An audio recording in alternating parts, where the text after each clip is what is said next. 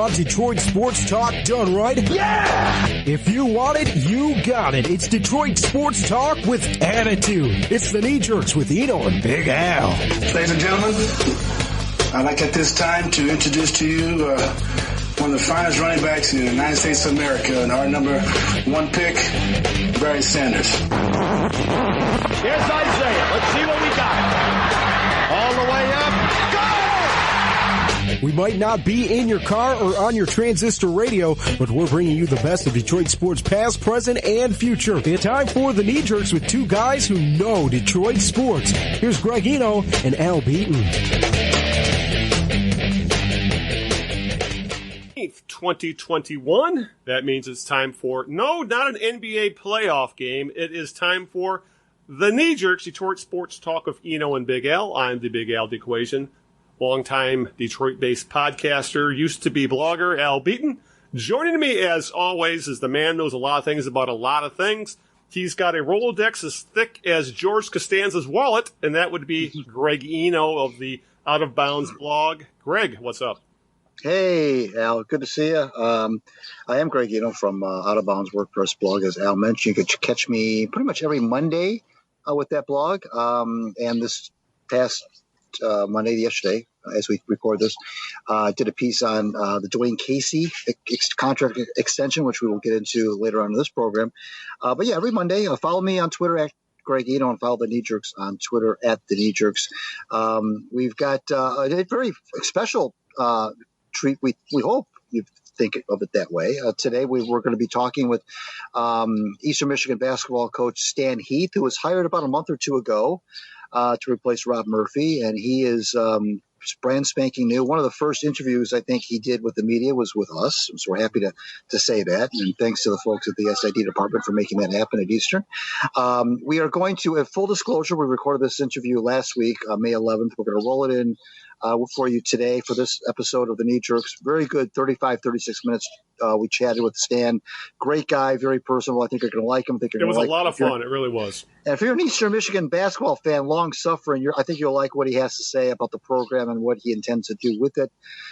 So we'll do that in a little bit. But before we get to Stan, and before we get to the topics after Stan, we want to play a game that we like to call Whose Birthday Is It, Maestro?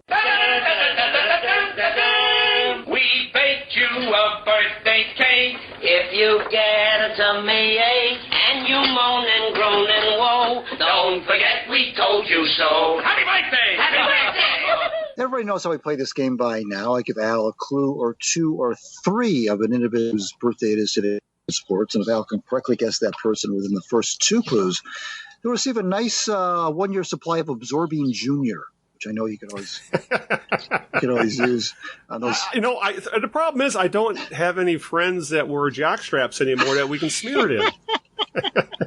Can you tell I hung out in locker rooms back in the day? Yeah. All those days of playing football with a leather helmet probably did help, I'm sure. This person, Al, was born, like I said, in this state in 1937. He's 84 today. He's still with us. Wow. Yeah. We got an old one here. Got an old one. He is widely known. He made his name in baseball. He is widely known as the best at his position, which is, I know it's a very lofty thing, but most people will, you say, who's the best blank, they'll probably spit this guy's name out. And he played some 23 years in the big leagues for one team, and I'm going to leave it there. Yeah, that's the thing. Is now remembering what legends are still alive. I hate to put it that way, but so he would have been in the bigs late 50s, best at his position. No, yeah, because all of a sudden I think, well, say Hank Aaron, he's passed away. It's too late for Willie Mays. Still considered by many. Still considered the best at his position. Yeah, even though he started his career in the late 50s. I'll try Brooks Robinson. You're right. You're absolutely right. The human vacuum cleaner is 84 today. Happy birthday, Brooks. He was born in Little Rock, Arkansas. Debuted at age 18 with the Orioles and played 23 seasons. I don't know if he's another one of those guys that never played in the minors. He might have been one, just like K-Line. Yeah, I don't know. I don't know that he ever played. But at 18, you got to wonder if he was one of those quote-unquote bonus players. He did play, it says here, a few games with the Vancouver Mounties in the minors before getting the call-up at age 18, and then never went back down. He went 2 for 4 in his first game, and the rest is history, and completely obliterated the Reds in the 1970 World Series with his glove. I mean, it was unbelievable, the plays he made in that World Series. So Brooks Robinson, 84 today. Happy birthday, Brooks. And you get the Absorbing Junior. Oh, boy. Now I got to find a jockstrap. All right. With that, Greg, why don't you introduce our guest? Stan Heath went to Eastern Michigan University, played there as a basketball player, and bounced around. And when I say bounced around, I don't mean that in a negative way. He was sought after as a coach. His career kind of trended upward. He coached at Kent State, Arkansas, South Florida, I believe. Was an assistant at Boston College. And was brought back home by Scott Weatherby, the AD at Eastern, about a month and a half ago, to coach at his alma mater. And he said at his press conference that it's not going to take a long time to get Eastern back into the NCAA tournament, something they haven't been at since, I think, 1998. So it's been a long time, and he's determined to do it quickly. And we talked with him on May 11th and had a wonderful discussion about his career, his coaching philosophy, and what he intends to do at Eastern. So we'll play that for you right now. Friends and frequent guests on this program, as everybody knows by now, is Coach Ray Scott, formerly of the Pistons and at Eastern Michigan University. And one of the things that was I always found endearing about Ray was that he met his future bride while coaching at Eastern Michigan University. And believe it or not, Al, the guest that we have on right now also met his future bride at Eastern Michigan University, albeit not coaching, but still met his future bride at Eastern Michigan University. And that is new Eagles head coach Stan Heath, who joins us on the other end of our line here on the Knee Jerks. Coach, thanks for being here. Hey, thanks for having me on, Al. Appreciate it, and Greg as well, too. And excited to get things going here at Eastern Michigan, and excited that you guys are having me on right now. You know, we're thrilled. We have a pretty good relationship with the university, kind of because I'm an alumni, and we get a lot of support from their SID department. We've had Coach Creighton on from the football team a number of times, and your predecessor we've had on, and his predecessor we've had on. So it's kind of a tradition to kind of keep the Eastern Michigan guys, and of course Coach Scott. So it's got a kind of tradition. The first thing I wanted to ask you was, not a lot of coaches get the opportunity to come back to their alma mater as a head coach. Now, they may come back as an assistant and so forth.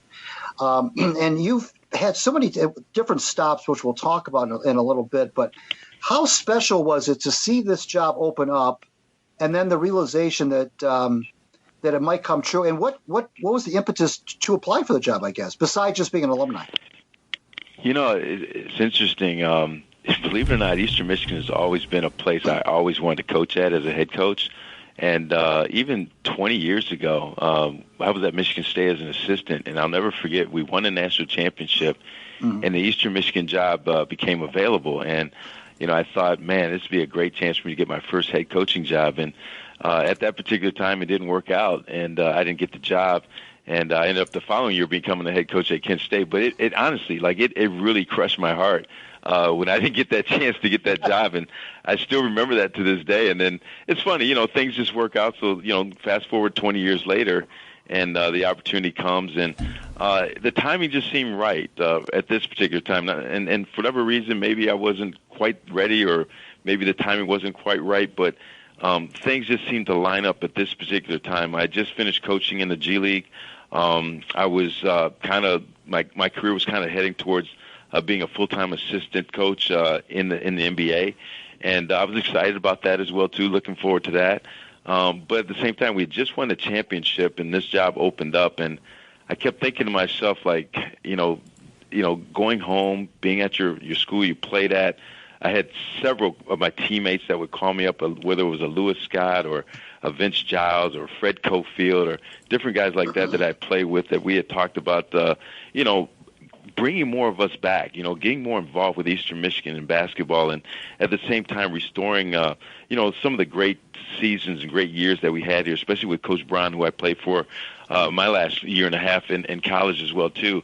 So it just, things just lined up, and I can't tell you the exact thing of how it worked out, but I felt this tug, and I got a chance to talk with Scott Weatherby, our athletic director, and we felt, through conversations and meeting in person, I felt like, man, he'd be a very good athletic director to work with. And then I had a chance to meet Coach Creighton, Coach Castro on my visit, and I thought, man, football is going in the right direction. Football was not quite the same when I was at Eastern Michigan, and it is much better place right now with Coach Creighton, and the same thing, Coach Castro. I think he's a terrific coach and doing a great job with the women's basketball program. It's fun. It's funny, and well, it's not really funny, but it's fun to hear people talk about coming back to Eastern. And before we went on the air, you mentioned Brusewitz, and I just heard you talk about Cofield, and some of these names that of course resonate with me, being a grad from an '85. And you mentioned Coach Braun too, and I want to talk a little bit about that because Ben Braun still has a very warm place in the hearts of Eastern Michigan people who follow Eastern Michigan basketball because he was so successful here. I was really heartbroken when Ben left for California, albeit I understood why he did that. But, he had so much success here, and I think still has the most wins of any basketball coach in history at Eastern. Did you take anything, Coach, from him and his style as you went on and became your own man as a head coach? Well, I think that happens to every coach that when they're working their way up the ladder, whether it's your college coach that you played for, and Ben was instrumental in me getting into college coaching. I'll never forget when I talked to him about what I wanted to do and things like that.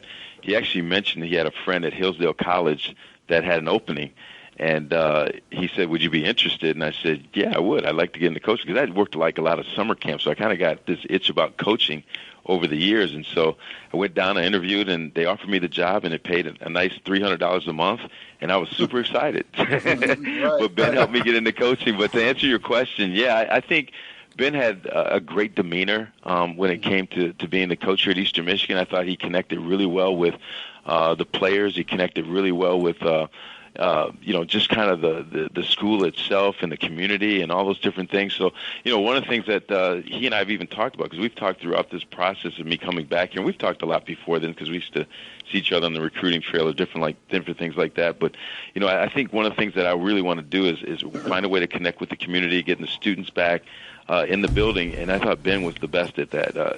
He, as far as I could tell, he was really good, and he's got some really good ideas that he shared some with me, and we're going to talk more about those kind of things as well too. Is there any way that you think he would get back involved with the program, or you don't think so? Oh yeah, I think he's still he's still. This is like his baby. He's like the one of the fathers of Eastern Michigan basketball, and so I think I think he was a part of this process of the hiring and just kind of vetting some things out because of his experiences. But I know he lives in California, what makes it a little bit difficult and he's got young children as well too, so it makes it a little bit difficult to maybe be present all the time. But he keeps track, and I'm sure he and I will have a lot of conversations throughout my tenure here. And but no, I think he's very well, keeps a pulse on Eastern Michigan and what's going on here. We're talking with new basketball head coach Stan Heath of Eastern Michigan University. You're listening to the Knee Jerks. I'm Greg Beaton, along with Big Al Beaton. We'll bring Big Al in a second. One more question before we do that for Coach Heath. I'm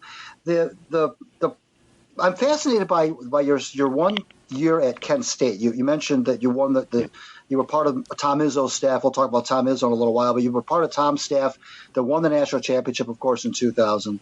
And then you didn't get the Eastern Michigan thing, but then Kent State opened up, and you had a extremely successful, an unbelievably successful season there where you almost made the Final Four.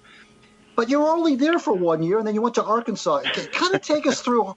I know that it was, people leave jobs and things change, and in this case, Nolan Richardson left Arkansas. But how tough was that to walk into the offices of your AD and president at Kent State and say, guys, I'm leaving after 1 year?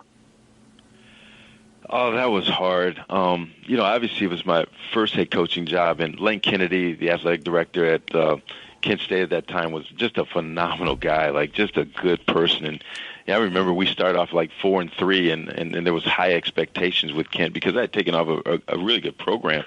And I just remember him just kind of calming everybody down, like, hey, just give Stan time, and, he's going to get things going in the right direction. And his support during, that period of time just kind of, I think, allowed us to, get into a rhythm, get our team where we need to be, and then obviously having a magical season. But, just to step back just a second, I inherited a very good team, and the former assistant coach, Gary Waters, at Eastern Michigan, probably the father of the Kent State program, he was the guy that left me a really good team, and a team that went to the NCAA tournament before. We were fortunate because we picked up Antonio Gates, who's not a bad football player. He was a terrific basketball player, too, and probably the most dominant player in the MAC that particular year. And so we added him to already a very good roster, and which just allowed us to be the dominant team in the MAC and a strong team in the NCAA tournament. And as you say, went on to the Elite Eight and had a chance maybe to go to the Final Four. So I inherited a very good team, but that was a magical season. But to go, to talk to your athletic director and say, hey, University of Arkansas is offering me a job, and it's in the SEC, and I wasn't sold on going, but it was just hard to say no, to be honest with you. I just got there, got my feet wet. I was, in a comfort area of the Midwest where I was born and raised, and all of a sudden to go to a different part of the country where I'd never been before, it was a tough thing to do, and it was hard. And if I look back, did I do the right thing? I'm not sure. Like maybe I should have stayed at Kent a little bit longer and maybe try to create maybe a Gonzaga or a Butler or one of those type of programs. You never know. Right, exactly. Well, you can't really spend, I guess, a lot of time worrying about should I have done this or that, because it's really not going to change anything. But it is tempting, of course, to think about and imagine, what if I had, like you said, stayed at Kent State for a little longer. We're talking with Stan Heath, a newly minted head coach at Eastern Michigan University of the basketball program. I'm Greg Eno, along with Big Al Beaton. You're listening to the Knee Jerks, and let's bring Big Al in and what you got for Coach Heath. Yeah, Greg's talked quite a bit about your college history, but I don't want to lose in the shuffle that you actually had a very successful stint coaching in the G League, actually winning the championship this past season and obviously the bubble season. There's going to be differences between coaching at the college level, and even though the G League is developmental, it's still professional basketball. Did you have to change your coaching style, or were you able to maybe carry over some of the things you learned in college to the pro level? What was your experience like? That's a great question, Al, and I actually loved the G League. I really did. It was, the players people don't know how good those guys really are, and a lot of them, 50% of the NBA has spent time in the G League, just to give you an idea. And then when they opened up the two-way player, which is an NBA player on an NBA contract that plays, pretty much in your season in G League, it just really upgraded the talent level that you were coaching and playing with as well. But we had a great experience over the 4 seasons I was at Lakeland with the Orlando Magic.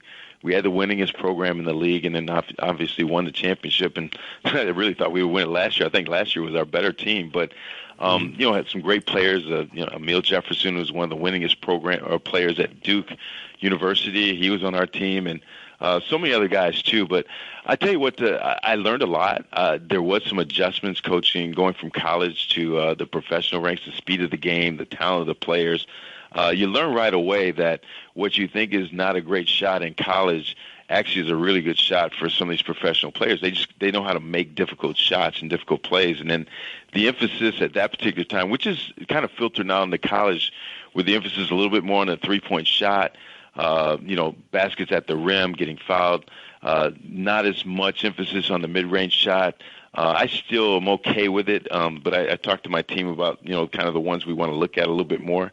The other part is just the spacing on the floor. You're not allowed to just sit in the lane and clog things up. You have the defensive 3-second rule, which opens up things in the lane. Really is a rule that should come into college. It just really opens up the game, opens up scoring. It creates more excitement. So that's a different part of the game. I think the biggest thing, I'll tell you a funny story, probably the biggest thing I learned is just how to manage the players. because they're different. And you know, I still have a little old school in me. I'm still have a little firmness of, hey, you know, trying to make sure like our guys are doing what they're supposed to do, how the effort, the camaraderie, the chemistry, all those different things. But I'll never forget my first season at Lakeland, and one of the players, Kim Birchwood, now plays for the Toronto Raptors and played for Orlando for a long period of time. He was an assignment player. So, you know, if you're like one of the 12th, 13th guy on the team, what they would do is they would assign you to your G League team so you could play and not just sit on the bench and never play. So he was our assignment player and played for us like our first 20 games, and he was probably one of the most dominant players in the league. But anyway, so he was coming from Orlando to Lakeland, which is about a 45-minute drive to come to practice. So the first week or so of training camp, he would show up late, like a couple of days. And like I'm a stickler in terms of being on time and guys being accountable and responsible. So I came over to have a discussion with him, and it was going to be a little bit heated because sometimes coaches get a little bit heated with their players. So I go to Kim, hey, Kim, you've been late 3 days in a row. And, hey, that's not – and so he stopped me like right away, say, Coach, you don't have to do this. I said, well, what are you talking about? He goes, just find me. I'll pay the money. And so I learned right then at the professional rates, like, hey, you know what? Yeah. He's right. Like, let's not get into a squabble. You just pay your $100 fine or whatever it is, and we're good. You know, and just to follow up with that, coaching the G League, obviously you lost the season due to the pandemic, and then this past season was a bubble season, you know, shortened, much more intense, I would guess. But what kind of challenges did you have coaching in the middle of a pandemic? I mean, it has to take a toll on your mental health, on your personal life, and, you know, just being essentially locked down for the length of the season. What was it like, and what were your challenges? Oh, it was a challenge. I mean, we literally had to, bring the team in, and I was with Orlando previously, so I'm traveling with them. I'm with the main team, and then when they decided to do the bubble, then obviously I had to, stop and prepare for that. And what happened was we all had to quarantine, and so they flew the players into Orlando, and they basically were sequestered in a hotel for a week. With testing every single day, and then the next thing you know, we went over to Disney. And I'll give the G League credit. You know, basically they we're in the same location as the NBA in their Disney bubble. Pretty much the same accommodations. Maybe we didn't have some of the golf and some of the other things the guys did, the fishing on the lake, but they really set it up well. And so it was testing every single day. You felt safe. We still had to wear masks. We still had to social distance, but we had to coach with masks on. The players didn't play with masks on. But to be away from your family and all of a sudden where you have no contact at all, it's just FaceTime or a phone call, really for 6 weeks, and maybe it went to 7 weeks as well too, was really challenging. It was really challenging for me. I'm a family guy, so it was hard not to, see my family. But one of the things that we had built over the last 4 years at Lakeland was we built an incredible camaraderie with my coaching staff, my general manager, my assistant general manager, the players. We always had a group of guys where we talked the first day about, hey, we want to make sure we work hard and we put our work in, but we want to have an enjoyable experience to make sure that we have chemistry and we have fun together. We want to have fun. And so that helped offset maybe, just being isolated in an area. And there were other coaches there as well, too, that, I had relationships, we had friendships with, too. So, but the food was good. The amenities were great. We played in the Disney facilities, which were terrific. So it offset that. And plus we were winning. So one of the things that helped this basketball team, the basketball team that we had in Lakeland, was the fact that during the course of the bubble, even though it was difficult, we found a way to have fun and enjoy our time. And as time went on, you kind of got towards the end. There were a lot of teams like, hey, I'm ready to go home. I mean, you could just see it the way they were playing, just the energy level, the enthusiasm, the passion. It just wasn't quite there with all those teams. And I think that's what allowed our team to get better as time went on, is we were together, we were having fun, and we kept getting better and better and better. And that ultimately, and we won, I think, every game in the playoffs by maybe plus 15. So we really finished well. But it was a great experience. As much as it was a challenge, I love coaching basketball. I love working with young people. That offset maybe some of the challenges of just kind of being isolated at the same time. We are talking with new Eastern Michigan University basketball coach Stan Heath on the Knee Jerks. I'm Greg Eaton, joined, of course, by Big Al Beaton. Let's talk about now, Coach. Let's talk now about the program you are inheriting at Eastern. You mentioned you had a great situation in Kent But here now, it was a situation where Eastern has not been to the NCAA tournament in, I think, over 20 years. And, here's what I want to point something out, though, that you said it in your opening presser, because a lot of coaches, when they get hired, Al, Al and I have been following sports for 50 years, each of us, and we've seen these opening press conferences, and a lot of times the new guy tries to temper expectations or tries to kind of keep everybody level-headed. You came out here and said, look, we're going to be good. I'm quoting you now. We're going to have success, and it's not going to take a long time. You're going to like the way we play. It's going to be different, but different is good. It's going to be fast. We're going to be prepared for the other team, and we will exploit the weaknesses. There's a lot of Dan Campbell in there. I'm hearing the new Lions coach. But the thing that got me was you said, look, it's not going to take a long time. So you kind of already on your first day kind of are putting yourself, kind of holding your own feet to the fire. Now you're telling the fans who, again, like I say, we haven't seen, and when I say we, because I'm speaking as an alumnus, we have not seen one of our teams, Eastern Michigan teams, in the tournament in quite some time. Now here you come telling us it's not going to take a long time. So explain why you said that and why you don't think it's going to take a long time. Well, I hope I don't have to eat crow. That's one. But I do feel, for one, okay, the landscape is different, and I'm still learning, maybe how things have changed a little bit since the last 4 years I've been in college.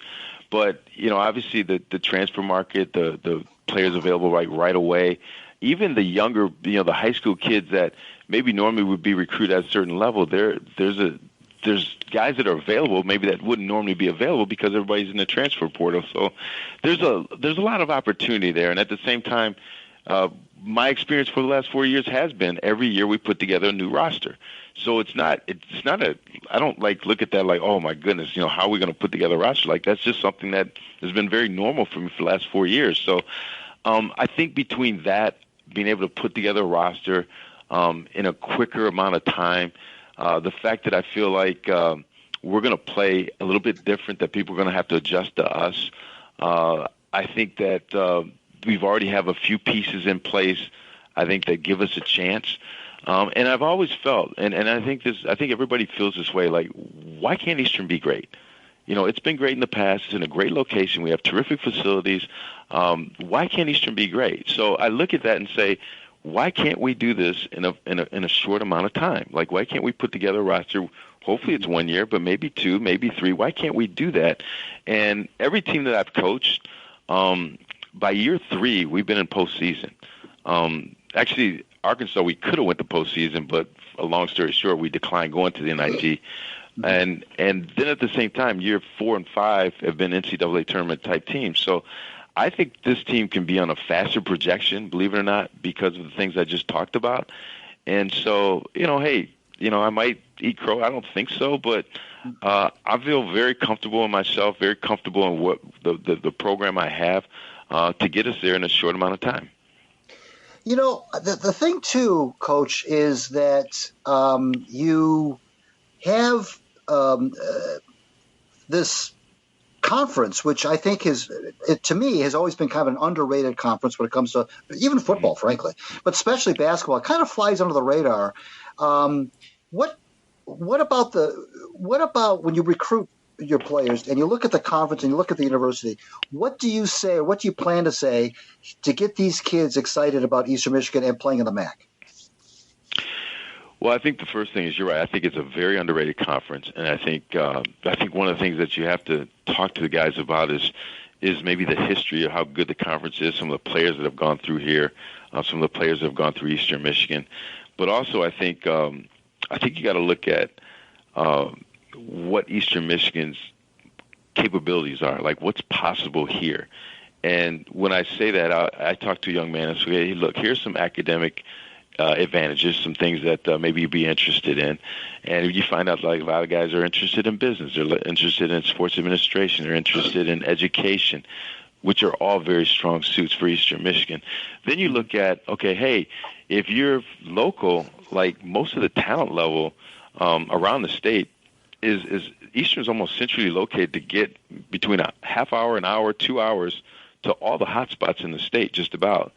So, and even into Ohio. So there's a, hey, you're away from a city, you're away from home, but you're close enough that your family can come see you. Right. You can get home as well too. And at the same time, during this era of COVID, this period of time that we're in, like, don't you want to be close to your family? Don't you want your family to be close to you? So you don't have to, just be so distant away. We've already faced how much distance we need to, all this distance stuff. We want to have relationships with people, our family especially. And I think the third thing is, hey, listen, I've coached in the MAC. I've coached in the SEC. I've coached in the Big East. I have coached in the NBA, and I've won championships. And every team I've been a part of has gone to the tournament. Every team. So there's no reason, and I've got a list of guys that have played professionally after they've had that experience of some of these teams I've been on. So I have a blueprint.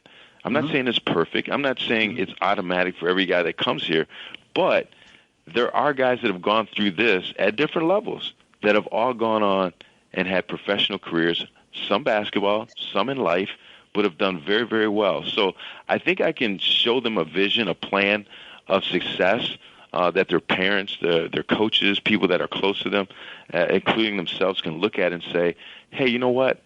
If I put the work in, if I'm coachable, if I'm a good teammate, because some people think that it's always about, hey, if I can go there and get 20 points and shoot it every time, that's not what is going to get it done. You got to learn how to play the right way. You got to learn how to play with other good players, and you've got to learn how to be efficient and productive at the same time. We're talking with Eastern Michigan basketball coach Stan Heath. Here on the Knee Jerks, I'm Greg Ito, and I'll bring Big Al in now. Once again, now what you got for Coach Heath? Yeah, you mentioned you've coached at damn near every level for the most part. You've coached at mid-majors. You coached for Power 5, obviously the NBA. And it really seems like at times there's kind of a fine line when it comes to the talent, because mid-majors make big-time runs in the NCAA tournament. They commonly knock off Power 5 teams. What is maybe the difference in talent when it comes between coaching a Power 5 team and, say, a mid-major team, the Group of 5 schools? Well, Steph Curry, Davidson, Damian Lillard, exactly, yeah. C.J. McCollum, Lehigh. You're just going down the list. You can find great guards, not good guards, great guards, at some of these schools that are, similar to an Eastern Michigan. And so, to me, it's never been about guard play. Like, I think you can find great guards. It's always about the bigs. And that's where it's a little bit of more separations when you're playing against the Power 5 teams. And so if you can, kind of offset the front line, whether it's, maybe you get lucky, you find the diamond in the rough, and then he develops into, that kind of player. That's one way. Maybe you find a guy that's a transfer that, can play at that level, but decided, hey, you know what, I want to do a little bit more at an Eastern Michigan or mid-major school. Or maybe you play a little bit different, and the guy that maybe doesn't fit the profile, like an Antonio Gates. He's 6'4", but he's 250 pounds, but he can just manhandle a 6'8" guy. Or you find a 6'8" guy that, maybe he can't bully a big guy down low, but he can really shoot the ball from the outside as a stretch 5. So you find different ways of addressing the front line to compete against the Power 5 teams, knowing that, hey, our guard play can probably do the job against the guards that we're going to face. And so, to me, that's how you kind of build a team that gives yourself a chance to win in your league, which is the most important thing, because, hopefully we get to the point where we get 2 bids in this league. It's well-deserved. It should happen. It should have happened a long time ago. But if it doesn't, you still win your league. You go, and now you give yourself a chance to compete against the top teams. And that's, in my opinion, I'm not saying that's the only way, but in my opinion, that's the way to compete against the highest level teams. That's a very interesting observation about the guards versus the big guys. I hadn't really thought about that, but it's hard to go against those names that you threw out there. I want to talk real quick before we let you go, Coach, about one of the things I admire about coaches and about the coaching world is the fraternity aspect of it, the relationships that you make, and that's kind of like, really frankly, the appeal to me of college sports in general. Although we kind of now, with a lot of these one and done kids and kids not staying at schools for 2, 3, 4 years like in your day they did, but still there's still that pull of, you know, going back to my old school or going back to my old roots. I want to talk real quick about Tom Izzo because, you know, you mentioned, we talked briefly about you being on his staff when the Spartans won the 2000 championship. And I want to just ask you how supportive he was. I know he came out publicly, which I thought was kind of cool. Publicly gave you support, supported Eastern, said that Eastern made a great hire, was totally talking you up to the press. How involved was he with you? Did you talk with him a lot during the process? Did he give you any advice about an interview or anything? How involved was Izzo in preparing you for this? He's always been very, very involved and very important to me when it comes to whether it was getting my first head coaching job or being an assistant coach for him at Michigan State, just learning and growing. And then at the same time going from job to job of, hey, what do you think about this? And what are your thoughts? And vice versa. Like we would always have lots of conversations about professional basketball, and because you know, Tom's always been a guy he's turned down several NBA jobs, right? But he still has this excitement, you know, this interest in it. At the same time, when this job became available, we did talk quite a bit, and you know, we talked about, you know, he talked about the, you know, how things have changed in college and the transfer portal, and you know, the things he likes, but the things he doesn't like about it as well. Right. So we had lots of conversations about that, and then at the same time, it's funny because one of the assistant coaches I hired, Drew Donesco, was his video coordinator, but actually did a lot more than just that. And Drew actually worked for the Cleveland Cavaliers as well too, so he's got NBA experience. But he actually called me and he said, "Hey, I've got this guy, and I think he's really, really good. He really liked Drew a lot." And I said, "Hey, you know, I'm not telling you who to hire. You hire who's best for you." And so, in all honesty, I brought Drew in as almost like, well, okay, I'll give him a look, but I didn't really think I was going to hire him. I was thinking in different directions in terms of one of the, you know, the hire I was looking for that spot. But when I met Drew and he kind of presented kind of the things that, you know, they do at Michigan State, but the things he does and how he can help and how it can impact Eastern Michigan, I mean, he really floored me. And so, you know, so we had, and then I called Tom back and said, "Tom, man, hey, you were right. Like this guy." So we've had a lot of conversations about different things, the job, hiring, all those different things, even putting together staff, because he is somebody that's done it. He's done it at the highest level. He's one of the greatest in college basketball. And so I really respect his thoughts and opinions on things. And actually, probably in the next few weeks, I'm actually going to go up there and we're going to spend some time and talk basketball. Not even talk about recruiting, just talk basketball. And, you know, kind of look at some things they have going on up there and see if there's some things that we can, you know, kind of improve or do here at Eastern Michigan. So he's, you know, you win a championship with somebody, a national championship. We went to 3 Final Fours together. You know, you're going to have a bond that, you know, it's just, I don't even know how to explain it, like the bond of between me and, you know, some of the guys on the staff, some of the players. I still talk to Mateen Cleaves or Charlie Bell or some of those guys that I coach. So it's just a bond you can't even explain. Is the staff, is your staff set? Have you hired everybody, or are there still some spots open? No, we've completed our staff. I think they just put a release out today. So it should be circulating around. But yeah, we've hired Bob Simon. Bob and I worked together at Wayne State years and years ago in the '90s, and he's been at Toledo, Providence, Alabama, and most recently at Siena College in New York. So he's a guy I've known for a long time. He does a terrific job, you know, just working, recruiting, you know, X's and O's, all those things. Sean Trice was an assistant for a long period. He just left Colgate, but he was a long-time assistant of Fran Duffy at Temple. And when I was at South Florida, they were in the same league. So I've always had a lot of respect for their program, how they did things, their recruiting. He's from Detroit originally, went to high school at Redford High School. And then I just talked about Drew. So, yeah, my staff is complete. Andrew Kane is my director of ops, and he was with the previous staff. And Just getting to know him, and I just kind of wanted to see how he did things. But he handled the academic part and a lot of the things that go on campus, the housing things for the players, and just kind of the operational type things. And he's done a really good job. So I was, happy that he's staying on board with us to kind of help us get off to a good start. I know a lot of Eastern Michigan people on social media, and I when I told them that we were getting this situated, that we were going to be talking to you, there was a lot of excitement. So for those folks who will be listening to this, I would be remiss before if I let you go without asking you. I know you're new. I know you're just getting your sea legs under you. But are there any names of players that the Eastern Michigan fans should be looking forward to, that you want us to make sure that we know about that might make some noise in the 21-22 season? Oh, you're going to get me in trouble on that one. Compliance until they. I know I've had a lapse in some of the rules, but that's one of the rules that until they sign, I can't say anything. But I tell you what, I was really happy, and some of the roster has changed. Some of the roster right now is similar. And I think sometimes that happens. A new coach comes in and you figure out like who fits and maybe who might find a situation that's better for them. But Bryce McBride is on board, and he's one of the guys that I felt as after meeting him, not so much who's the best basketball player, but okay, who's serious about school, who's serious about working, who's serious about being a good teammate.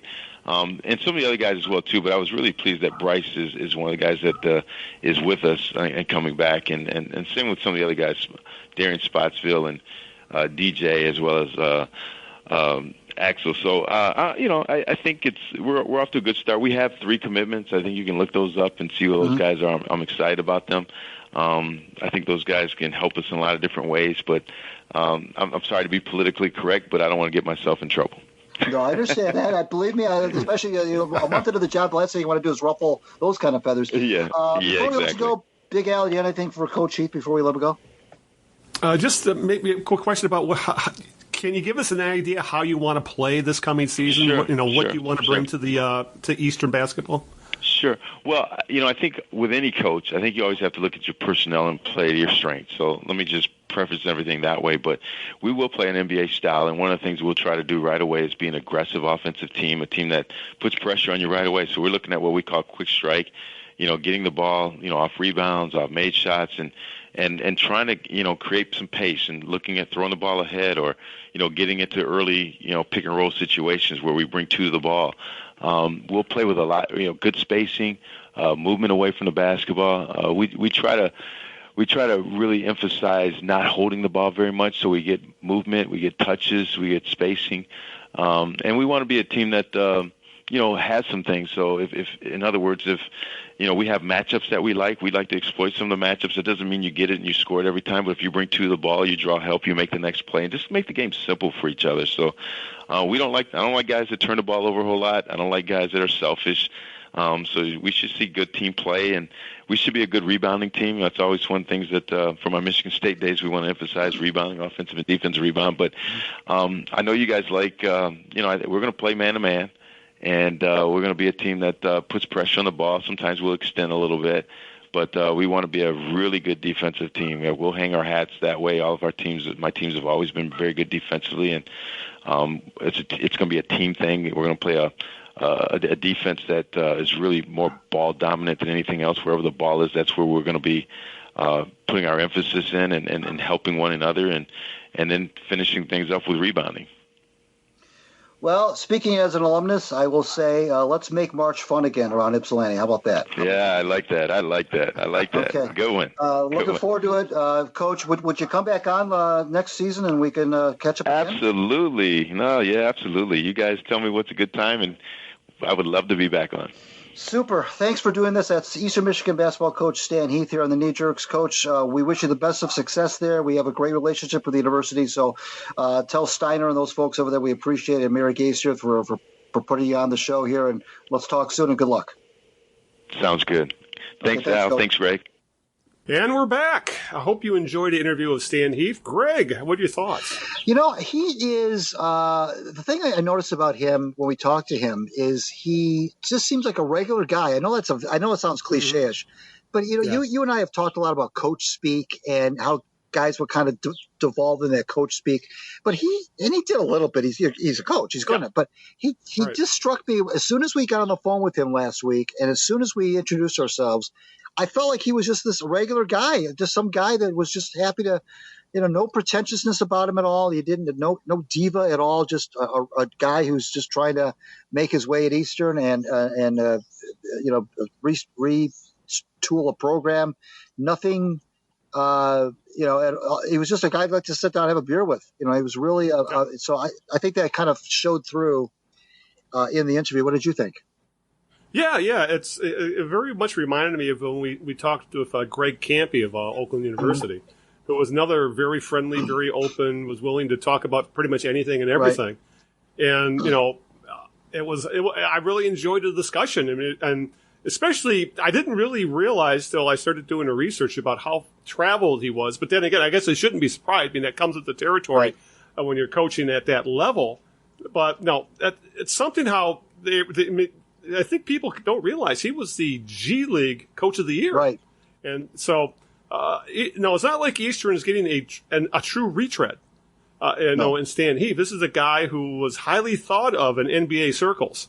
So I'm looking forward to seeing what he's going to be able to do, because it's obviously Eastern is not the easiest job to have, but there is a lot of potential there, and it's been shown that it can be done there, as we've seen in the past. Right. So I hope he turns the I shouldn't say turns it around, because it's not like it's they've been bad. They just kind of been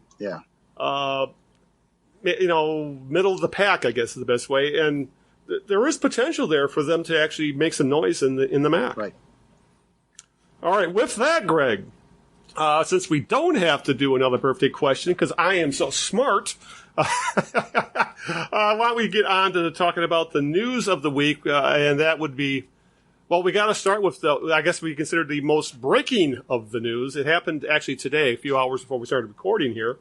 And that would be, despite his 19-27-10 record, despite his career-losing record over 6 seasons, Jeff Blashill is going nowhere. He's going to remain with the Detroit Red Wings.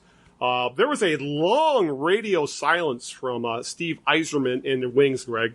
And I think it pretty much became obvious that if Blashill if it was announced Blashill was going on to future endeavors, as they like to say, it would have been announced the Monday or Tuesday after the season ended. Since nothing has happened for 10 days, it became pretty obvious Blashill was going to remain. It's just a matter of the how, when, why, how, all that kind of stuff. And we didn't really get a lot from the Wings today, Greg. We just pretty much just got a press release. And I guess the money quotes are, Red Wings Executive Vice President and General Manager Steve Yzerman today announced that Jeff Blashill has agreed to a contract extension to remain head coach of the Red Wings. Additionally, Yzerman announced that assistant coach Dan Blasma will pursue other NHL opportunities in 21-22. So there was no term, no salary announced. So for all we know, we don't know if it's a short 1-year deal. We don't know if it's a 5-year deal. We have no idea what's going on with that. But I think it does says volumes about this deal, Greg, is that they're replacing the head assistant who was in charge of the power play. And the power play was awful this year. I don't know if you can blame it all on talent either. But from all accounts, Blashill is going to remain. I don't know if it's called a tank commander, but he's going to remain as a head man, going to get a 7th season. And I know you've said in the past that it's very rare, very, very rare that a coach hangs around this long and hasn't won a thing, hasn't even made the playoffs in 5 years, and yet he's essentially been told, no, you're doing okay. Unlike some fans, Greg, I'm not getting too uptight about this. It is what it is, and the Wings aren't going to be good for at least another couple years anyway. So I know some fans are pissed beyond belief. They want to see a change, but with the talent level of Detroit, a change in coaching wouldn't make a goddamn difference. So if Yzerman is fine with what progression he has seen from the young players thanks to Blashill, I'm going to default to him I mean, I'm not going to jump off the Yzerman train now over this when there were so many things wrong with this organization to begin with. I think there was a lot more wrong with the Wings than it is on Jeff Blashill. Would I have been upset if they moved on from Blashill? No.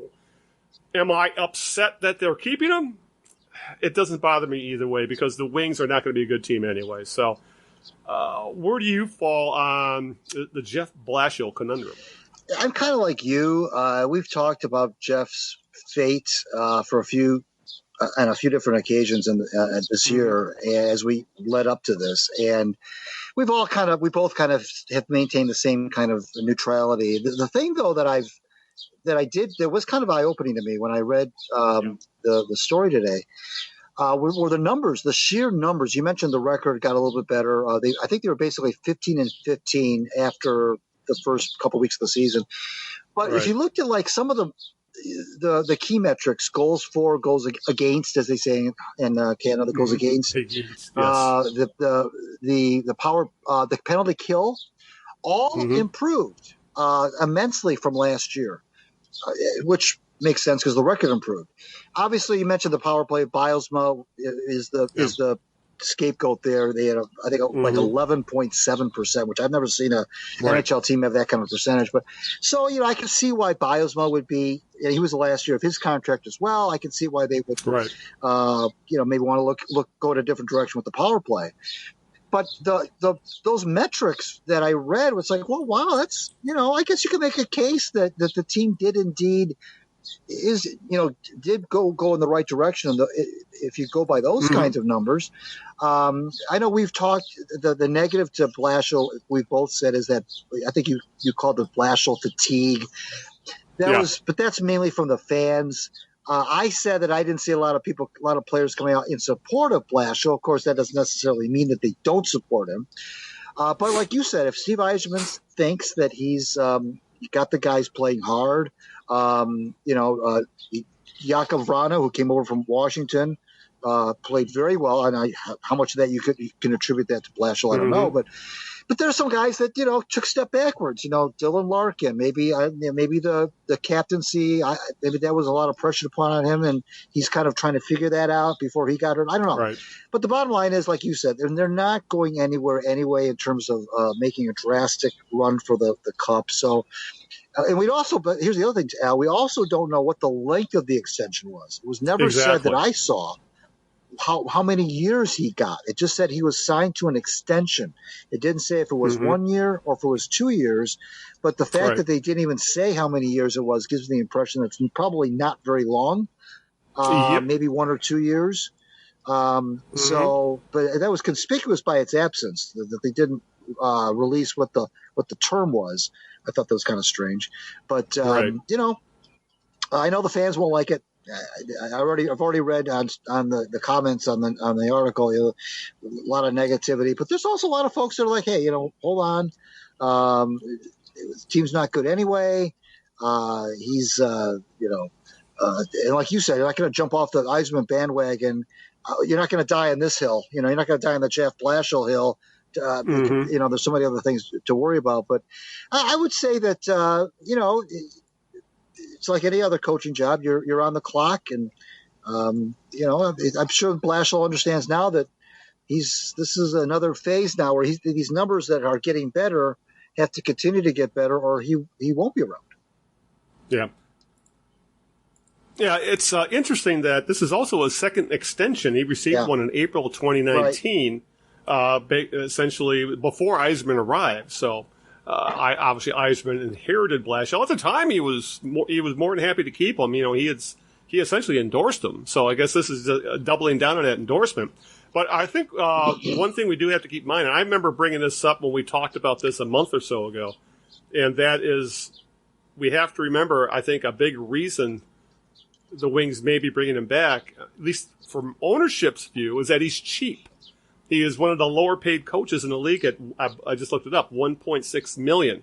I mean, a guy like some of the far more experienced guys, say a Gerard Gallant or John Tortorella or someone like that, they're going to get a hell of a lot more than $1.6 million a year. I mean, those would probably be the two top free agents coaches out there. So, so I think that factors in as well. Between the team is still kind of in no man's land, is that they're still not going to contend for at least another couple years. He is inexpensive, and we're coming off essentially almost a year and a half of none to very few fans, so not a lot of gate revenue, and there has been a lot of lost TV revenue as well. And apparently, Yzerman does seem to like Blashill when it gets all combined together. I think him leaving probably would have been an upset. Blashill not, moving on from him, just because right now the Wings seem to be fine with the status quo. Ownership seems to be fine with the status quo. And the fans are essentially, a lot of fans I would think would have to believe, Steve Yzerman's proven in the past he's built a winner in Tampa Bay. The guy seems to know, I wouldn't say seems, he does know what he's doing.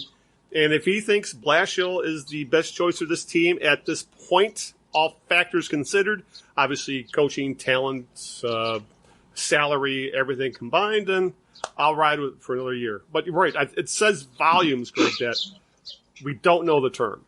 And so, which tells me I'm guessing, I would think it's got to be something very short term, 1 to 2 years. If I was Blashill, probably would have been pushing for 2.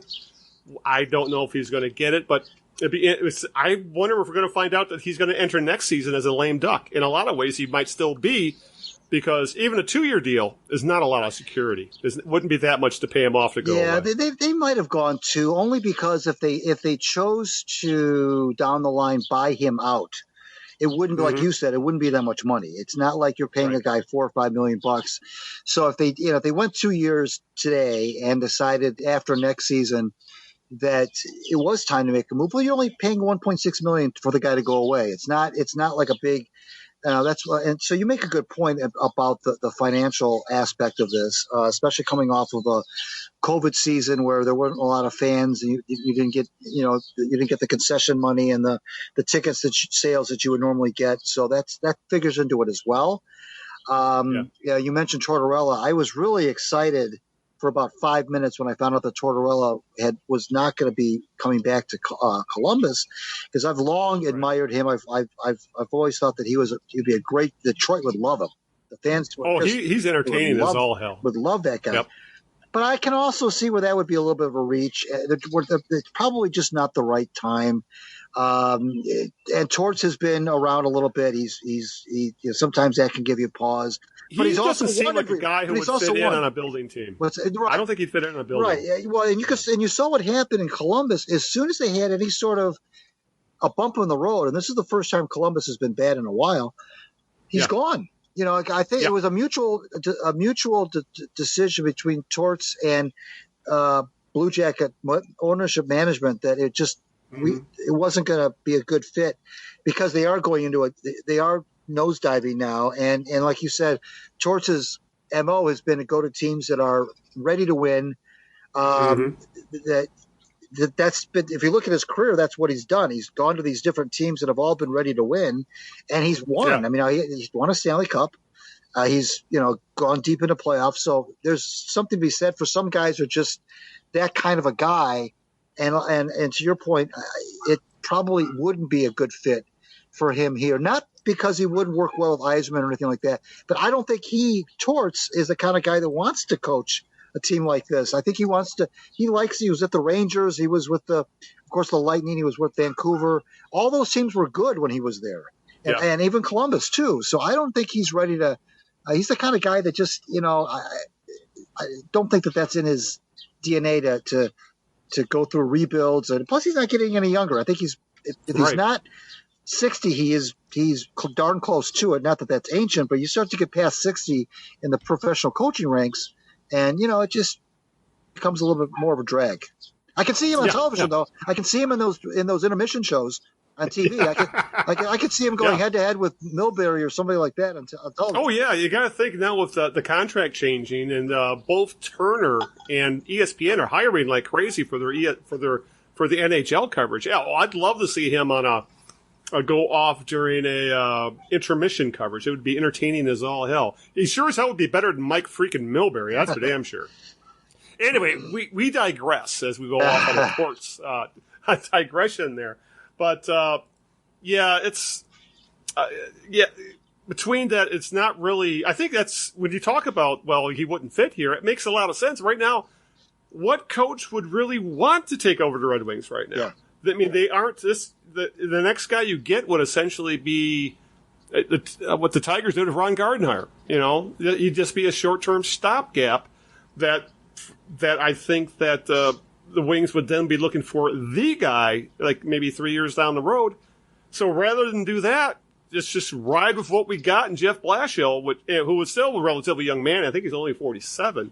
So, I think it was just the way the past season and a half has gone down, and where the Wings are as an organization and and talent with their team. That most of their most highest thought of talent is still in the minors or in Europe. Yeah, the more you think about it, the more it makes sense just to run with Blashill for another year or two and see where we stand. That I can at least understand that thinking. And we do have to remember that before he took over the Red Wings, Greg, Blashill was considered one of the top highest thought of coaching prospects in the National Hockey League because he had done so well at every level before, and he had made a name for himself coaching at the world level. Coaching in the World Championships, coaching at the juniors and things like that, and had a fair amount of success. So, I don't know if we can say for sure that Jeff Blashill is going to ultimately be a failure as an NHL head coach because he really was dealt a shit hand here in Detroit. But it's safe to say I think the jury is still out as to his true talents as an NHL coach because he really hasn't had the roster to do it. I mean, I haven't been happy with a lot of the decisions he's made, but maybe he was, he thought he was forced to because he had such a crappy roster, when it comes to, the line blender and all that kind of stuff that people don't like. So I guess there was just so many moving parts here, Greg. I can understand why Steve Yzerman said, I'll just run if I brung, at least for another year.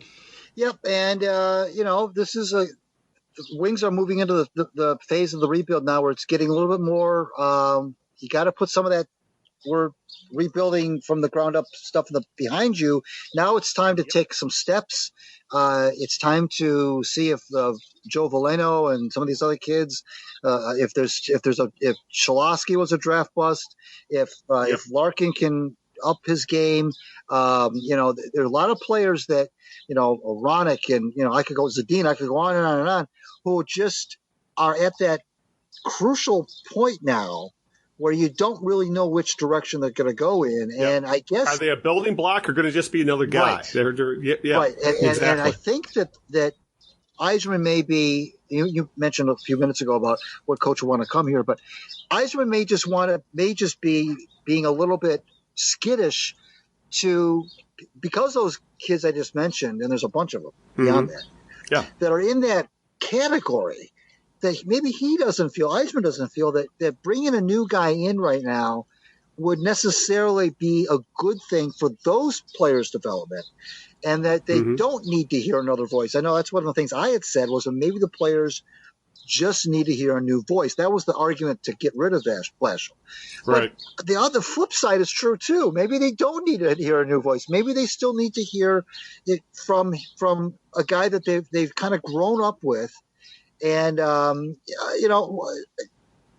Bilesma, we talked about that power play thing. I can see that, why they made that move. It's kind of like a defensive coordinator in football. If you have a lousy defense, you get rid of the coordinator. If you're not going to get rid of the head coach. So I understand that completely. And so, but again, I guess it doesn't really matter how long this extension is, because I just think that at the salary that he's at, it won't cost much for them to buy him out if they feel like it's time to make a move. Right. Yeah, exactly. It's, I have, like I said, I have no problem with this, and maybe a year from now we'll be talking about the end of the Blashill era. So, Yeah, but yeah, I think you make a good point that we're at the point of shit or get off the pot with several players on this team, and then factoring in that odds are we're going to have back to full attendance in September, October. Right. I think the Wings do want to see more, period, from everybody in the organization, starting with Blashill. And he essentially, it all revolves around him at this point. It's his job to get the like you said, the Velenos and the Raymonds and the Siders and get them acclimated to the NHL, hit the ground running, and maybe I'm not expecting a playoff team, but I am expecting a more entertaining team. And that, I think, is the other issue. I think if I do have an issue with Blashill, is that his teams play a very boring brand of hockey. They are so defensive oriented that there's no offense at all. I'm guessing that his roster does play into that decision as to why they play such a snooze-inducing type of game, and the fact that they don't want to get blown out because of their talent level, so they're going to try and make the game keep mistakes to a minimum, and the best way to keep mistakes to a minimum is not to do anything risky. So I can understand why he's doing that, but I don't want to see the team playing the same kind of hockey they did the last couple years, 2 years from now. I think a lot of fans would feel the same way. We need to see some progression, especially on the offense, and especially after seeing regression from guys like Dylan Larkin. So that building has been open now for 4 years, Little Caesars, and you got to get a playoff game in there sooner or later. I mean, you can't open a brand new building and go 6-7 years without a playoff game. I mean, you got to get a playoff game in that building. The Pistons had a couple of years ago in that building, but that's the Red Wings building. Let's face it. That you think hockey first when you think of that building, and you can't open a building and then not have a playoff game for half a dozen years. I mean, you got. I would push back a little bit against the can't make the playoffs next year thing, because I'm not saying that should be the measure of his success next year. But I would think that the Red Wings could make a leap to at least be in the conversation for a playoff spot if they continue to trend. You mentioned the boring brand of hockey, but they just if they need to find, if they can find some offense somewhere. Find some offense, and maybe we don't know what he's going to do in the offseason, Yzerman, but. They seem to have kind of cleaned up their act in their own zone a little bit. That's not as bad as it used to be. A couple of years ago, they were just awful in their own zone. They will have the occasional 7-1, 6-2 game, but for the most part, they kept it clean. They didn't. I thought the goaltending was a pleasant surprise between Bernier and with Greisel, the other goalie. Greiss. Between the two of them, they gave the Red Wings a chance to win on a lot of nights. It wasn't you didn't really look at the goaltending and say that's why they lost. Which is good because there's no goaltending in the system right now that's ready to play in the NHL level. So so I think we're both in agreement that it's fine. Yeah. I think that's a good way to put it. It's fine. I think that's a perfect way to put it. It is what it is at this point. Blashill's going to be the coach for at least one more year, probably 2. I think we're both in agreement. It's probably a 2-year deal. So unless this team takes a huge step backwards next year, I think just get used to Jeff Blashill hanging out in Detroit. All right, with that, Greg, I don't have to go to question 2 of the birthday game because I am so good at answering your questions. So we go to the Pistons next. Shall we talk about this? The season just ended, but I think the more exciting news, at least for a certain generation of Pistons fans, is Ben Wallace is going to be elected to the Hall of Fame next year. It was announced, broke this past weekend, that Mr. Fear to Fro, Big Ben Wallace, an undersized, undrafted center who in many ways was an afterthought in the Grant Hill sign and trade deal. I mean, more people knew who Chucky Atkins was than Ben Wallace. And then Ben Wallace comes to Detroit and actually becomes beloved as a guy who who was a heart, soul, hustle, grit. You know, you hate using those terms, Greg, about a player, but when it came to Ben Wallace, they were all true. You know, this is guy. He didn't have all the talent in the world, but the guy had a motor that just never ended. He was cut from it looked like he was cut from a piece of granite, and he did all the dirty, nasty things that you need to do to win championships. You know, he played defense, he rebounded. There were few better defenders ever in the National Basketball Association, and he was a rim defender par excellence.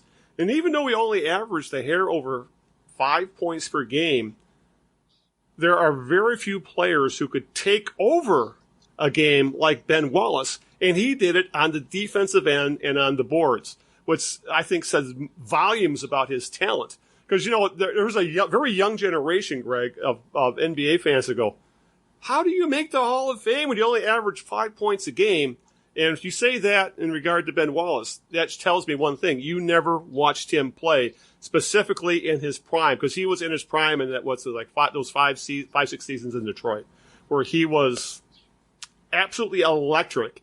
He could actually bring a place to bring an arena, bring the Palace to his feet and not score a point. That's just how special Ben Wallace was. So that he's finally being elected to the Hall of Fame, it's overdue, and two, it's finally the Hall of Fame remembering that basketball is more than just putting points on the putting the ball in the hoop, putting points on the board. That you have to play. You do got to stop people from scoring, and there was nobody better than that in Ben Wallace. And I think you could another way to put it is, how many Hall of Famers are in the basketball Hall of Famers are there who couldn't play a lick of defense to save their life, but are in because they were offensive specialists, because they could score? Well, why can't that be true for defense as well? Maybe Ben Wallace was a very bad offensive. Well, he was bad. He was a bad shooter. He couldn't shoot free throws, but there was very few men, if any, better than him on the defensive end of the floor. So why shouldn't essentially a one-way player be honored in the reverse? So it really was nice, though, Greg, to see the outpouring of happiness for Ben Wallace in the Detroit area, because he is absolutely still to this day beloved in this area. Absolutely. A first undrafted player, by the way, to go into the Hall of Fame. That's another thing. And good for the Hall of Fame, good for the voters, good for whoever puts these people in. Good on them for recognizing, like you just illustrated, his contributions to not only the Pistons but to basketball. I mean, I was thinking as you were talking, and I'm thinking about how the game is today. And I was Dwayne Casey, who we'll talk about in a second, was talking about when he was talking about his extension. Not necessarily his extension, but about the season that just passed. And he was talking about how hard it is now to defend. He says it's so hard to defend in the NBA right now because the shots are moving further and further out from the hoop. It's all about the 3-point shot right now, and the pace is like a pinball machine, and the name of the game is offense. That's what the fans like, and and he was going on and on about, yes, you got to pay attention to the defensive end, but it's just so hard to get stops. He says you can't stop the three. He says if you go up on Steph Curry, he'll just step back. He'll just take a step back and still hit it. So I'm thinking as you're talking, I don't know that we'll ever see, and this may sound kind of dramatic, but I don't know that we'll ever see a player like Ben Wallace again. I mean, that truly that has an impact like he did. I don't see the game, and Dwayne Casey said the same thing, because somebody asked him, do you see the game shifting back? In fact, I think it was our old friend Vinny Goodwill who asked the question, do you see the game shifting back to being more defensive minded? He said, I don't think so. It's not in the near future anyway. So I don't know that you'll see a guy like Wallace, he wasn't 7'5", by the way. He was like 6'9" or 6'8". He was listed at 6'9". He was probably more like 6'7". Yeah, so it wasn't like he was the gargantuan tree either. And he just had this mentality about that's what kept him in. That's what got him in the game, and that's what kept him in the game. And like you said, and I've said it before, it would take him a week to score 20 points, but it would only take him a couple of seconds to block some shots and grab some rebounds and so forth. And what he did to Shaq, he completely neutralized Shaq in the 2004 finals, and any other big that they try to throw at him, Malone, you name it. And so good on the Hall of Fame. I don't know that we'll see a guy, Al, go in like this ever again. I mean, because the way the game is right now, I don't see there's a defensive stalwart. Because all the guys who are all defensive teams anymore have some degree of offensive game to them. There are very few guys that are just flat out defenders, and that's all they do. And that's and you mentioned that's all Ben did was defend. And he was perfect for Detroit. He was perfect for this city. The city loves that. They eat that stuff up. They eat that blue collar stuff up. I mean, I don't know that he could have had a bigger following than any other NBA city than Detroit because of the way he played. He was lunch bucket. He was undrafted, like I said. Nothing was handed to this guy. You mentioned the trade, and I think you're probably right that more people didn't know about Chucky Atkins than they did Ben Wallace. I remember when the trade happened. It was like, what? You're trading Grant Hill. You're getting a couple of basketballs and a pair of sneakers for this guy. Well, turns out you got a Hall of Famer. Now Grant's in the Hall of Fame as well, Hill, but he wasn't a Hall of Famer with Orlando. The Pistons won that trade hands down, and I'm not sure if Joe Dumars got lucky or what, but that was one of the best trades that franchise has ever made. And to even take Atkins out of it, Chucky was a good ball player, but nothing like what Ben did. And I do enjoy today's game. I mean, it is exciting. There's a lot more scoring, but there is something said for that era of basketball, which was spearheaded by the Pistons and the Spurs. Yeah. About that lockdown defense, because it always brings me back to when the Pistons had a streak of games where they were keeping teams under 70 points, and it was Indianapolis. Indy actually celebrated, even though they lost the game. They celebrated because they broke the 70-point period. Right. That when you think about it now, that is absolutely bonkers crazy. Yeah. But watching that era of Pistons team play defense after what we expected. Team scored 80 on them. That was oh my God, what's the matter with the Pistons? That's, it was just crazy. That era of Pistons really was for years people say, they were a team without a superstar. They were able to win one of the few teams of the past 50 years who actually won a title without a superstar. I think the correct answer to that is they had a superstar. They just didn't have one how you would normally think, obviously, what a superstar did. Wallace did everything but score, which would made him a superstar. He was the Pistons superstar. He just only averaged 5 points a game doing it. And him being elected into the Hall of Fame, I think, validates that point. They had Hall of Famers on that team. They just were so team-oriented that they didn't shine super individually like you would expect, say, a James Harden or Russell Westbrook, for example. And I think next up, I would hope, should be Chauncey Billups as well. I believe he had a Hall of Fame level career. Hopefully we'll see that next. But it's for Ben Wallace to get in. I was happily surprised. It just brought back very good memories of watching some highly entertaining basketball. I mean, we watched high-level basketball, Greg, from the Pistons for almost pretty much that entire decade. And seeing what this franchise has gone through since the going to work team finally broke up at the end of the aughts, around 2009, it's really makes me feel wistful, to say the very least. I just looked up that 2004 championship season, Al, and I was going through their results. They did not give up 100 points until the 37th game of the season. And they only gave up 100 points 4 times the entire season. Yeah. And then once you got into the playoffs, here's the opponent's points against in the playoffs. I'm just going to read them right down. 82, 92, 85, 92, 77, 56, 80, 82, 94, 1. That was in 3 overtimes. 75, 69, 78, 67, 78, 83, 65, 65, 75, 99. That was an overtime. 68, 80, 87. Unbelievable. Yep. And now they didn't score a lot of points themselves. It wasn't like they scored hard, but it doesn't matter. You can't score 80 like you said. No wonder they won, so many games. Yeah, it's unbelievable. It's and then of course the gentleman's sweep, as they call the NBA Finals, because they won in five and sweep, it took a miracle shot from Kobe Bryant to get it to that point. Right. It's and they went into that series as huge underdogs, and obviously they were one Robert Horry 3-pointer away from probably making it 2 in a row. So it's we have been blessed here in Detroit.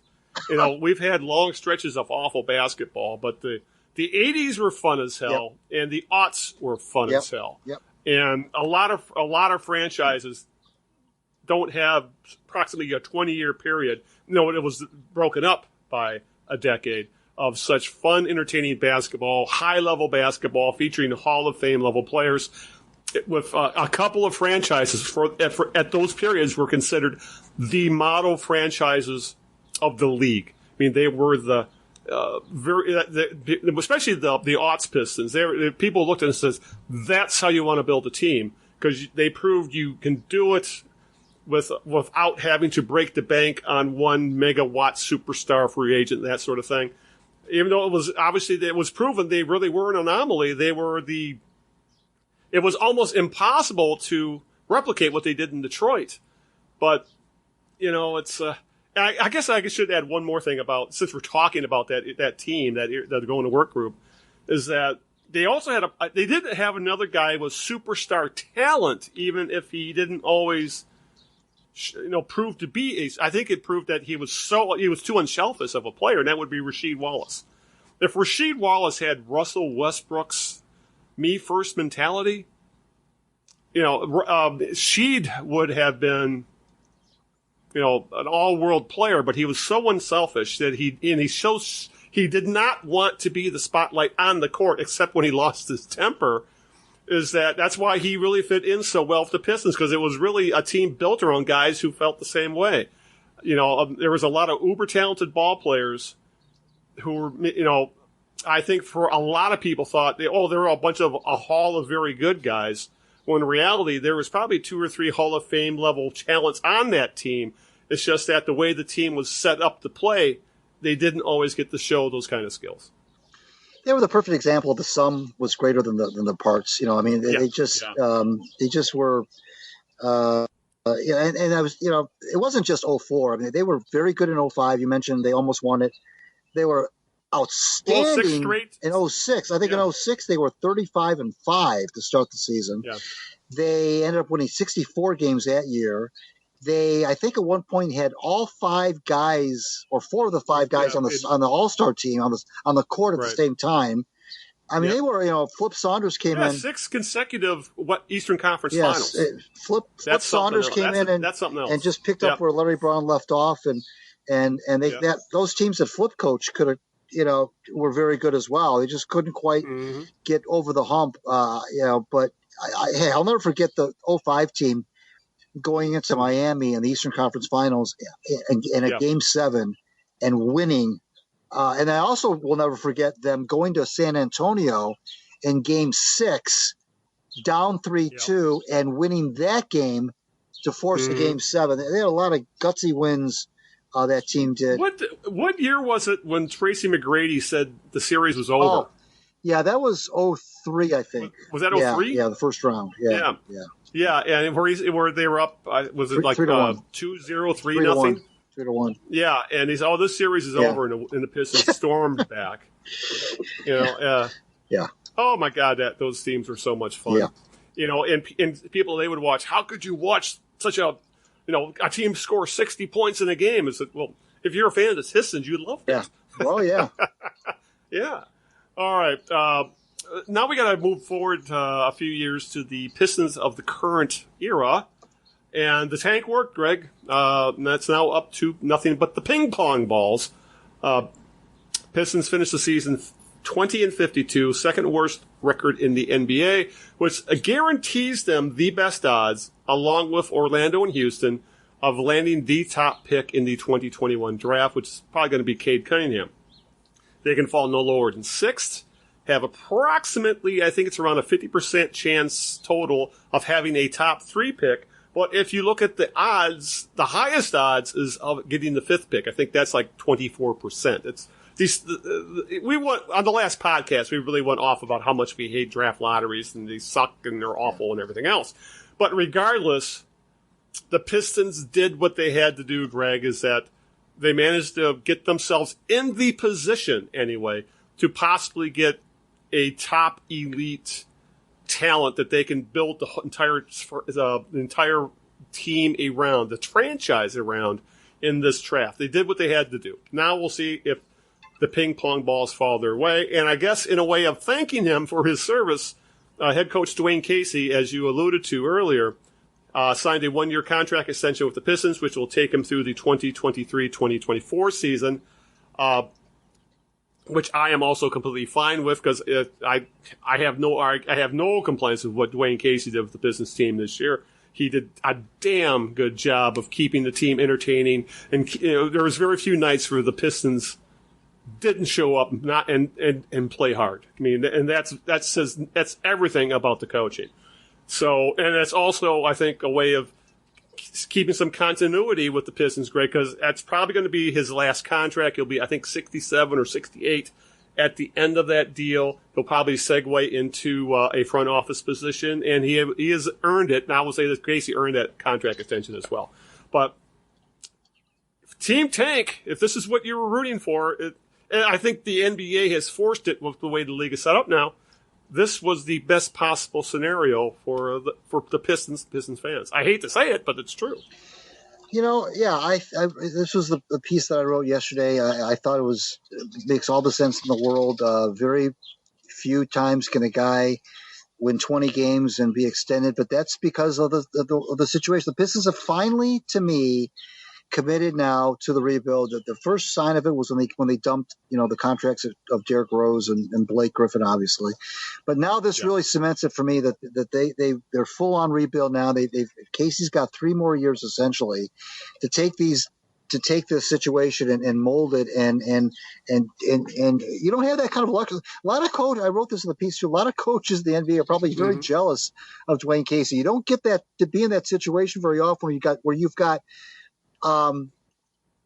this kind of security, 3 more years to build a winner. And that's when you've already been on the job for a couple of years. This is very unusual. It's kind of like the Blashill situation, but even more so because this is, the NBA is such a, fortunes can change so quickly depending on who you draft, of course, because of the nature of the roster. But, for a guy like Casey who loves this development stuff and teaching.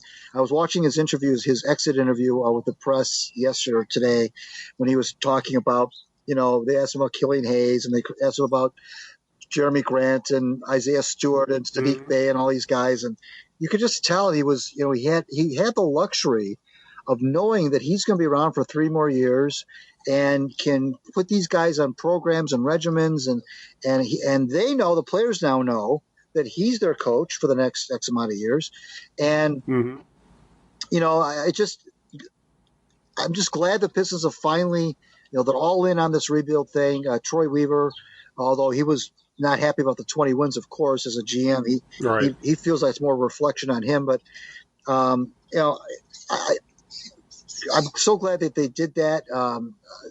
And Casey, it's a good fit. There's no coach better, I think, right now. Than Casey for what this team is right now. And I fully expect him to accomplish what he says. I always want to leave a place better than when I got there. And I have no question to me. There's no question to me that he will leave the Pistons in a better place, given now this extra year to kind of really put his imprint. Now they got to draft well and stuff. They like 14% chance to get the number 1 pick, which is a lot of people think it's Cade Cunningham. We'll see, but supposedly it's a deep draft up the first 7 to 8 picks. We'll see, but and it hurt a little bit that Killian Hayes missed so much time with injury. That didn't help, but Casey's got, believe me, he's got these guys. Everybody's going to be on a regimen. Everybody's going to be on conditioning programs. He said one thing they've got to learn quickly about the NBA is stamina. And he says, I thought that Killian Hayes started out great defensively, but after he came back from injury and as the minutes piled up and it became a grind, it became his defense suffered. He said it. He said, I don't think he was as good defensively as he was in the beginning of the season. That's because the NBA is about attrition. It's about surviving. When your body tells you it's ready to shut down, you got to reach down and grab something more. That's what this league's all about. And he says, the other team doesn't care that you're playing your third game in 4 nights. They don't care. I mean, you got to somehow find it somewhere. And he said these kids are young and they can do it and they will do it. And I think it's great. I think the Pistons made a wonderful decision, and I know Casey's happy here and they're happy with him. So that's a great situation. Yeah. As I guess in the end, I like hopefully this season played out, way the season played out, and hopefully how the ping pong balls will fall in the Pistons' favor. I'll just quote Rasheed Wallace: "Ball don't lie," and I hope ball don't lie when the draft lottery turns up in I think 5 weeks from now. Because if there is a team, I think I hate to use a term that tanked correctly, a team that lost the way you're supposed to lose, but the Pistons lost I would say the Pistons tanked honorably. I think that might be the best way to put it. They didn't do the Sam Hinkie, we're gonna throw the worst possible team we can absolutely find, and we're lucky if we win 5 games and then do it for 5 years in a row and get so many draft picks we'll get lucky on a couple. The Pistons, as a fan, if you're going to tank, tank honorably, and I think that's exactly how the Pistons did it. Compared to some of these other teams, Greg, especially. I mean, like, Oklahoma City? They sent Al Horford home. Guy wasn't hurt. He just said, we want to lose a bunch of games. We don't want you to play. So you can go home. I mean, that's how ridiculous tanking has gotten. So I know the Pistons on the last 10 games of the year, Greg, things got a little out of control where they'd have 9 or 10 guys sitting because of probably phantom injuries or quote unquote rest or injury management. But, that's the way you need to play, the way the NBA has things set up. Sometimes you got to do stuff like that. But I don't think the Pistons were nearly as egregious in their tanking as a few other franchises were this year. And the Pistons still ended up where they needed to be. So, yay tank, I guess. But is there such a thing as tanking honorably? Because if so, I think that's how the Pistons did it. Yeah, whatever. Like you said, we eviscerated the draft lottery last time, and not going to go there again. But they, even if they do bring in if they do get lucky and somehow draft Kate Cunningham, there's still work to do here. I mean, there's still some work to do. He can certainly improve the team. Cunningham can real quickly, of course. But the Pistons, they didn't really. The thing I didn't like about when I saw some of the clips of the game against Miami, the effort seemed to be, it's the last game of the season. I understand that the effort was kind of questionable at times. Killian Hayes was a pylon in a couple of plays defensively. He just, either that or he was just confused. He didn't move in a couple of plays. They just drove right around him. But, it was the last game of the season, and there's that mentality of let's just get this thing over with. And there's no fans in the stands to really energize you anyway. So whatever. But, I mean, hey, they've got a 14% chance of I don't want to – which is ridiculous. It should be higher than that. 14% chance of getting the first pick. But if any team is due for some draft lottery luck, it's the Pistons. So maybe they'll get some. Exactly. We'll see. All right. With that, we got to hit the home stretch, and that would leave us with a little Tigers talk, Greg. They are streaking, kind of, sort of. They're, I believe, 6-2 over their last 8. They're on the West Coast right now. Casey Mize looked very, very good last night in beating Seattle. It went 7 2/3 innings with 1 run, and looked really damn good doing it. So we're seeing a little signs of life. They're no longer historically bad like they were for that 3-week or so stretch. They're now just bad, which is, I think, more of what we expected this year. But they've passed the Royals in the standings now, Greg. They are 3rd in the Central, ahead of the Royals, who are now struggling mightily, much like the Tigers were a few weeks ago. But I think what's more interesting, other than, the Tigers being 10.5 games out of first place already, is the Tigers may have finally found a role for Michael Fulmer. It looks like he's become a fireman. I don't know if he's quite considered the closer yet, because I think it's looking like A.J. Hinch kind of likes using Michael Fulmer as a quote-unquote fireman, in that, you just bring him in a high-leverage situation and let him go for an inning or two. Because when I looked at the stats today, Greg, it was eye-opening. Fulmer as a starting pitcher in 4 games, 1-2 record, whatever, a 4.97 ERA, a WHIP of 1.34, an OPS plus of 109, and 100 is average, right. So it's above average. And his K per 9 innings is only 5. Right. But as a relief pitcher, he's been in 10 games, 2-0 record, 3 saves, 2.12 ERA, a WHIP under 1 at 0.94. An his OPS plus is only 93, which is excellent, and his strikeouts 11.1 per 9 innings, which is awesome. I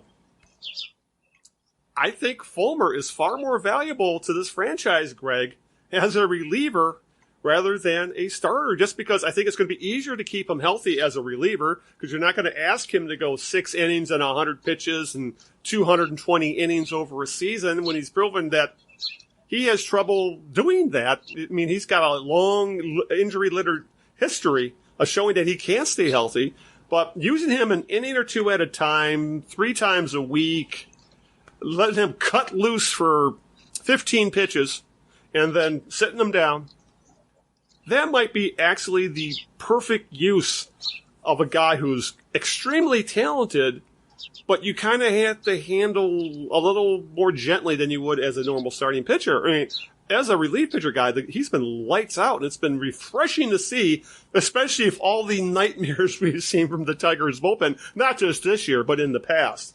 So, and you could say, it could also make him a very prime trade chip come at the trade deadline if Fulmer is pitching like this out of the bullpen, come July, as I think it's been proven time and time again over the past few years, Greg, the most valuable trade piece at the trade deadline is not a bat. It's not necessarily a starting pitcher. It's a good relief pitcher. Every team in contention wants one. So I don't know if I'd want the team to trade an excellent reliever once they finally found one, but I could at least be entertained by a possible trade if they got someone give you an offer you can't refuse. But seeing Fulmer out of the bullpen, Greg, it's really been a revelation. We've talked about different sports change. We were just talking a little while ago about the NBA, how that's gone full blast, full on offense. Well, baseball, as you know, has also changed. But when you think about change in baseball, you think about offensive type things. But really, when you look at it, those days, Al, of having a 7-inning, 8-inning horse in your rotation, the Justin Verlanders of the world, et cetera, those days are kind of going away. I mean, now, now you start a guy, you get 5 innings, you're happy. You get 6, you're really happy. You get 7, you're ecstatic. But you really don't push for 6 or 7 necessarily either. These innings per start, even for the really good pitchers, aren't where they used to be in the Verlander days. So, it's a different thing now. You don't have to have those horses that have to pitch 215, 220 innings anymore. So a guy like Fulmer, I think you mentioned it last time we talked. You said, hey, is he more valuable every 5th day pitching 5 innings, throwing 90 pitches, or is he more valuable pitching 2 or 3 times a week? And at that point, we didn't know what kind of situation Right. in the bullpen he'd be pitching, or is he more valuable pitching 2 or 3 times a week, maybe 25 pitches an outing? Well, Yep.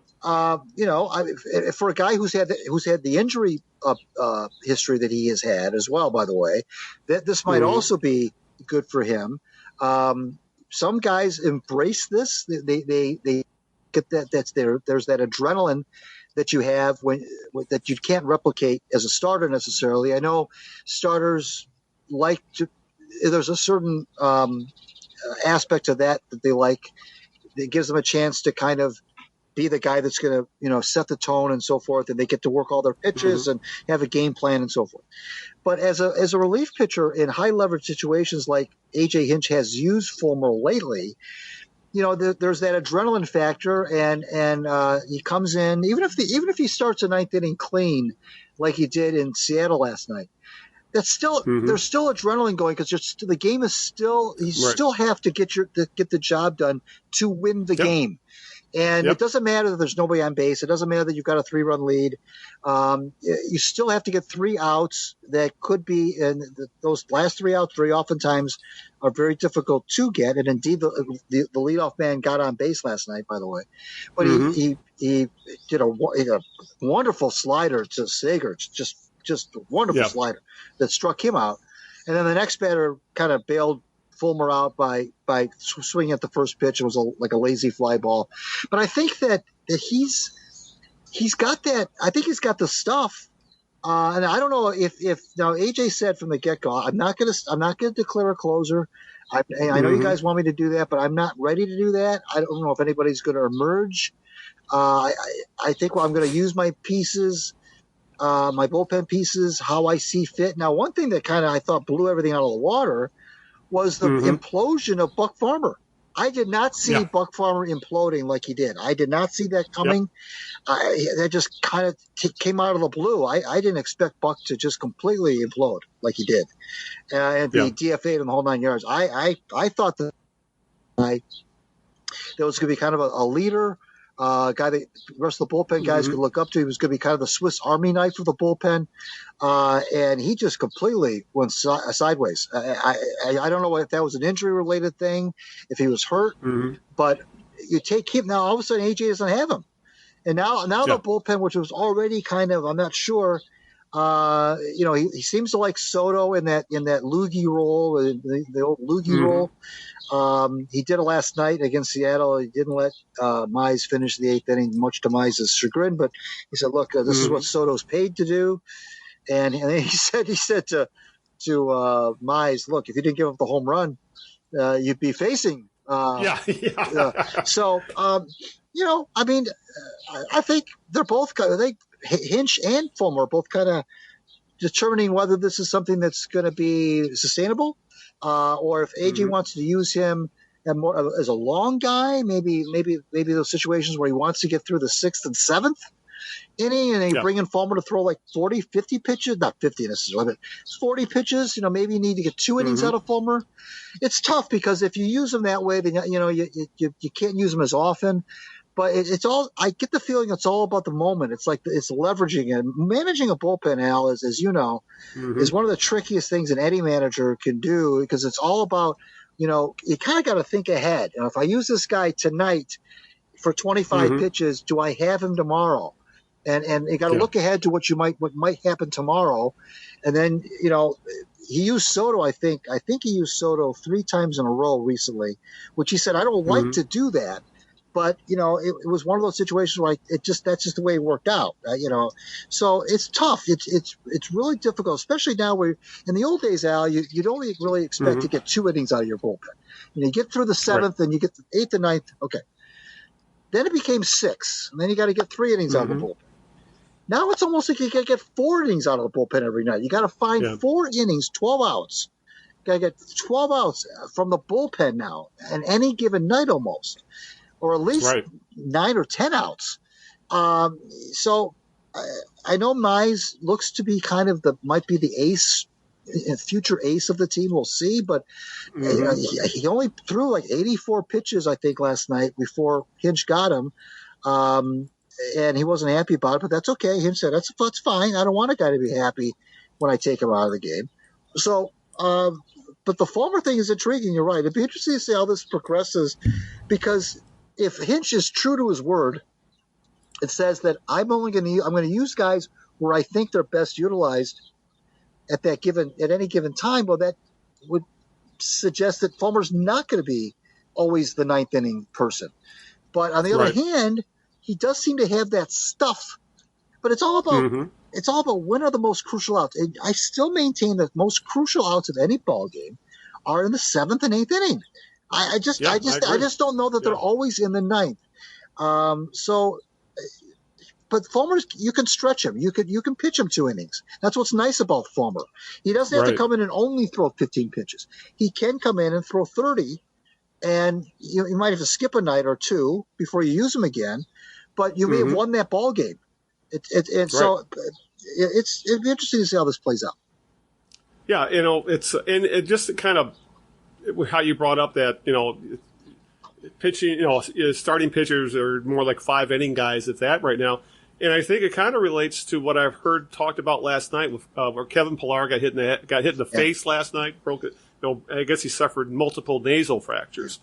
And I believe I read that Ron Darling, who was on the a former big league pitcher who was on the TV broadcasts of the Mets, he said, and if you look at the numbers, hit by pitches have been rising steadily and are at the highest they've ever been this year. And he brought up the fact that starting pitchers or pitchers in general are not being taught so much pinpoint control. They're being taught how to max out their velocity. And, you can't, very few pitchers have both where they can just throw a ball through a wall and also put the ball exactly where they want it. So now, and then asking a pitcher to do that 3 times through a lineup is next to impossible. So when you factor all this stuff in, a guy like Fulmer, seeing him where he can really cut loose like that for 1 inning, 2 innings, and that's it, that might be the absolute perfect role for him, because, it's really been shown that him trying to throw at max velocity for 5 innings, he just can't do it. Or 5-6 innings. It's just he's not physically capable of. Maybe in the future, once he builds back up after the knee surgery and the Tommy John and everything else, maybe he could segue back into becoming a starter. But right now, it's the perfect use for him is in the bullpen as a fireman. I'm with you. I'd rather see your best relief pitcher not be saved for just 9th inning appearances only. If you need him in the 6th inning, you bring him in to put out a fire in the 6th inning, maybe run him to the 7th, and you go from there. Or if you need him in the 8th, you play him in the 8th. If you need him to get 5 outs, let him get 5 outs, not just 3. So, again, you can curse Tony RaLussa for a lot of things in regard to baseball. I think the worst is how he's the man who popularized you pitch your best relief pitcher in the 9th inning and in the 9th inning only, and then you only bring him in at the top of the inning when there's nobody out and the bases are clean. I hate that use of pitchers because, yes, you need specialized ball pitchers. You do need guys to specialize at least a little bit.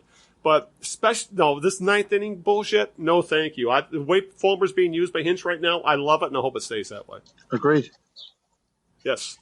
All right. I know we need to start thinking about calling it a week in Detroit sports. So I guess before we sign off, Greg, who is your jerk of the week? I thought about this, and I was going to go with LaRussa, the aforementioned LaRussa, for his comments about Yermin Mercedes hitting a 3-0 pitch for a home run against a position player. But this is kind of abstract. I'm going with Mike Trout. You say, why would you pick Mike Trout as jerk of the week? Yeah, why would you pick Mike Trout, Greg? Well, I just saw that Mike Trout's going on the disabled list, but that's not why I'm picking him. I'm picking him because I'm still mad at him for signing that long extension with the Angels, because now this guy, who's the best player in baseball, bar none, I don't care about Mookie Betts. To me, Trout is still the best player of the game. And why he chose to ride out his time with the Angels, who have been so bad, you never get to see them play. You don't know. He plays in. I don't know of any sport where the best player in the sport plays in anonymity. But this is what Mike Trout does. He plays when nobody watches him. All the games start at 10 o'clock at night. The team stinks. They're going to stink for the near future. They have that management over there is, I don't know what's going on with the Angels. The Tigers fans are upset about this rebuild. Angels haven't done a thing. I think they were in one series since Trout's been with them. It was a 3-game sweep many years ago. He's the best player in baseball, and he plays in anonymity with that ridiculous franchise. Why he hitched his wagon to the Angels when he could have had teams drooling over him. And I'm not always a big fan of all good players signing with the big market teams necessarily. But my God, couldn't he have gone somewhere where they've got a chance to? Okay, you want to say it's loyalty? Okay, fine, whatever. Right. But how about loyalty to Trout? How about building a team around him? The Angels haven't had any. You and I could do better. Could be in that rotation right now. They haven't had any pitchers in that rotation forever, and the only player they're talking about with the Angels right now isn't even Trout. It's the guy who pitches and hits. Ohtani. That's a gimmick. I mean, a gimmick in the sense that he's a unicorn. Okay, he's a unicorn. Yeah. Trout is, I don't know why he decided that he was going to hitch up with the Angels for a million years, but here he is now, and we don't get to see him play. We'll never get to see him play in October. He's never in the playoffs, so you never get to see him play. Even if you didn't see him play in the regular season because of the time difference, at least you could say, well, in October now we'll see him in the playoffs. Never see him in the playoffs, and he won't be in the playoffs for I don't know how many more years. By the time the Angels are any good anymore, he'll be in past 30. He won't be the player that he was now. Right now is where he should be in October. It should be a rule that he gets to play for whatever team is in the playoffs. That's how good he is. But the teams that are in the playoffs should have a draft to see who can draft Trout to play in just the playoffs, because that's the only time we're going to see him in the playoffs. Why he decided to sign for a million years with the Angels is just beyond me. Yeah, that is funny. Yeah, playing for the Angels right now, it might as well be playing on a different planet, another solar system. If you live east of the Rockies, playing for the Angels is literally like, is there really a team named the Angels? Because I never see them play. The Rockies are the other team that he could be playing for that you wouldn't know where he is, because the Rockies are another team that. But there should be a law, Greg. All games should start at 7 p.m. Eastern time, no matter where they're located. If it's Japan, that means it's got to start in the middle of the night. I don't care. Games either start at 1 p.m. Eastern time or 7 p.m. Eastern time. Period. That's right. I don't care if they're in Rome or if they're in Peking or if they're in L.A. That's the times they need to start. So, oh my God! But yeah, it's. That's a good point. That the best, most talented, most exciting ball player in major leagues, no one gets to watch because he's on the West Coast playing for a shit organization. And for that matter, probably the most exciting new player, that essentially he's channeling Babe Ruth and Ohtani. He's in the same boat. There's those two and nobody else out there. Can you imagine if you look around? Okay, NHL's got Ohtani leads the major leagues in home runs, and he's got an ERA of 2. That's amazing. Who cares? Yeah. Okay, now Sidney Crosby. Can you imagine if Sidney Crosby was never in the playoffs? Can you imagine if Ovechkin was never in the playoffs? Can you imagine if you never saw LeBron in the playoffs? That's unthinkable. That's what it's like. And that's a good point. Well, sir, are you sure you want to make Mike Trout your jerk of the week, or you want to make it the Angels your jerk of the week, or maybe just call it a jerk of the week? Nobody held a gun to Trout's head to sign that contract. He would have put himself in the open market. He probably would have made more money. You're right. I don't get it. Yeah, if I just don't get it. If Manny Machado could get $300 million, what could Mike Trout have gotten? 500? Oh, you got a point. Yeah. Now I'm going to have to stay up extra late because the Tigers are on the West Coast. It's not even about the money, Al. And I'm going to see if the Angels play just to see what's going on. It's not even about the money. It's about doesn't he want to win a championship? Doesn't he want to play in the playoffs? Doesn't he want to be part of that October drama? Well, I mean, when he signed that extension, it's hard to think what he was saying. Maybe he was sold a bill of goods. Maybe he was told something and they didn't do it, or maybe he just loves Southern California. They gave Pujols $1 million years and $1 bajillion dollars, and they didn't do anything with him either. They couldn't build a team around him either. They had Pujols and Trout, and they couldn't do anything. Yeah, the Angels have made a lot of mistakes, and signing Trout isn't one of them. But you could argue Trout made the mistake signing with them, but him and Ohtani. Or even if he just played with the Dodgers. I mean, he could, if you want to stay in Southern Cal, move up to Cal, and go to Orange County. Go to Chavez Rabin. But yeah, now the only way I get this, you have to go out of your way to watch Mike Trout play. Because I am lucky enough to have MLB.TV. So if I happen to be laying in bed and I go, oh yeah, I might as well see what's going on, or what's going on the West Coast. I might catch a little bit going on what's going on with them. But you're right. For someone who's working a 9-to-5 job and has to be up at 7 o'clock in the morning, they never see Mike Trout play. So you got a great point there.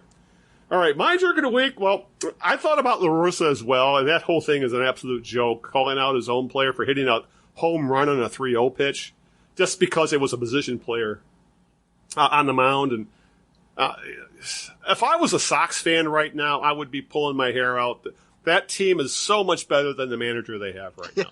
But there was other news today that made me change my mind because we've talked before about just what a hellhole, just what a swamp NCAA is, and of course college basketball.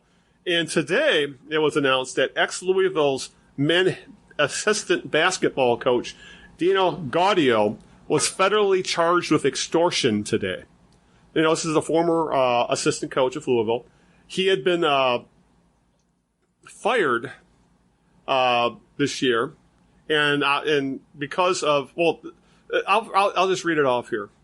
According to documents, on March 17th, during an in-person meeting with Louisville personnel, Gaudio threatened to report to the media allegations that the men's basketball program had violated NCAA rules in its production of recruiting videos and so on and so forth. He said he would go to the media unless the university paid his salary an additional 17 months or gave him a lump sum equal to 17 months. Obviously, that didn't fly, and Louisville went to the authorities, and now he's been indicted for extortion. If that isn't college basketball in a nutshell, you have recruiting violations at a big-time school. You have criminal charges now because of what's been going on. The guy extorted a freaking university athletic department.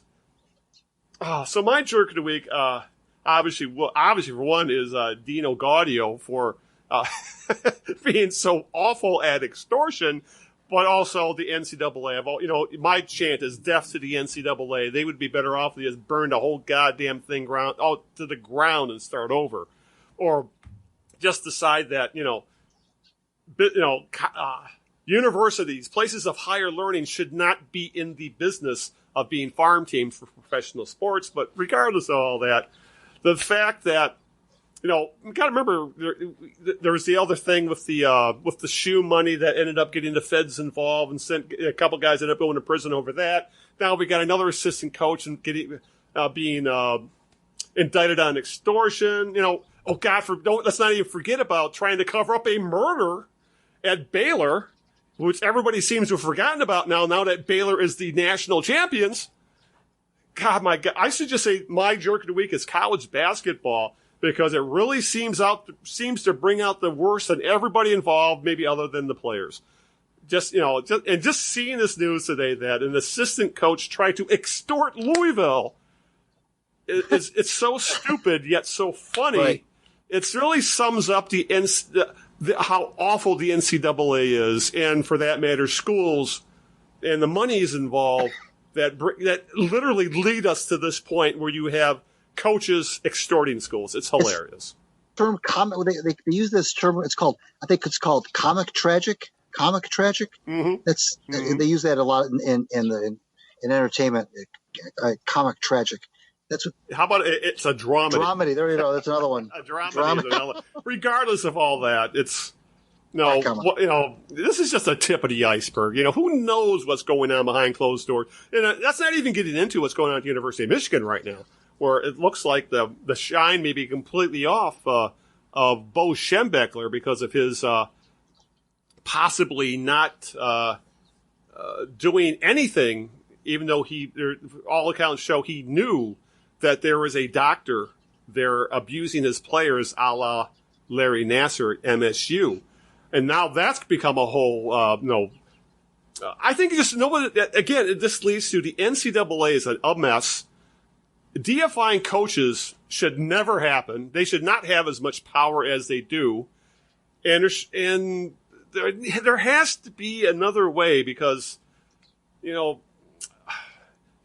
about what happened with Bo Schembechler, all of a sudden he's not quite paternal territory, but all of a sudden he's headed there. And now news like this with the extortion and, I don't know, Greg.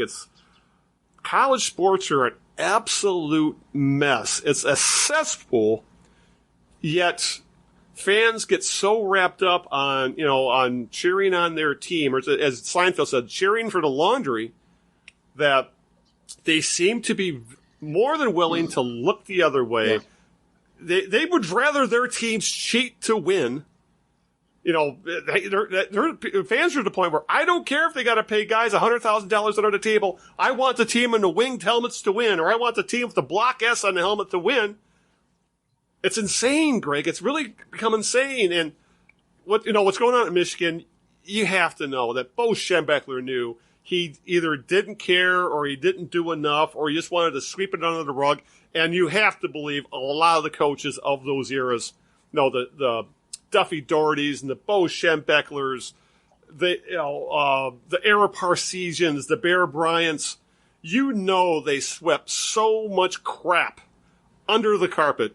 They were because they had such a control of the media and they had such control of access that there was probably so much stuff that happened behind closed doors at those major college programs that we'll likely never hear about, and who knows what kind of cost it came at people's educations, at people's lives, as people's mental health, as we're seeing right now, what's going on at the University of Michigan, where people are finally coming forward saying they were abused. I'm just gonna change my jerk of the week, Greg. It's the NCAA because it's a goddamn cesspool. All right, I'm off my high horse now, and I'm gonna go look for some Absorbing Junior and in a jockstrap.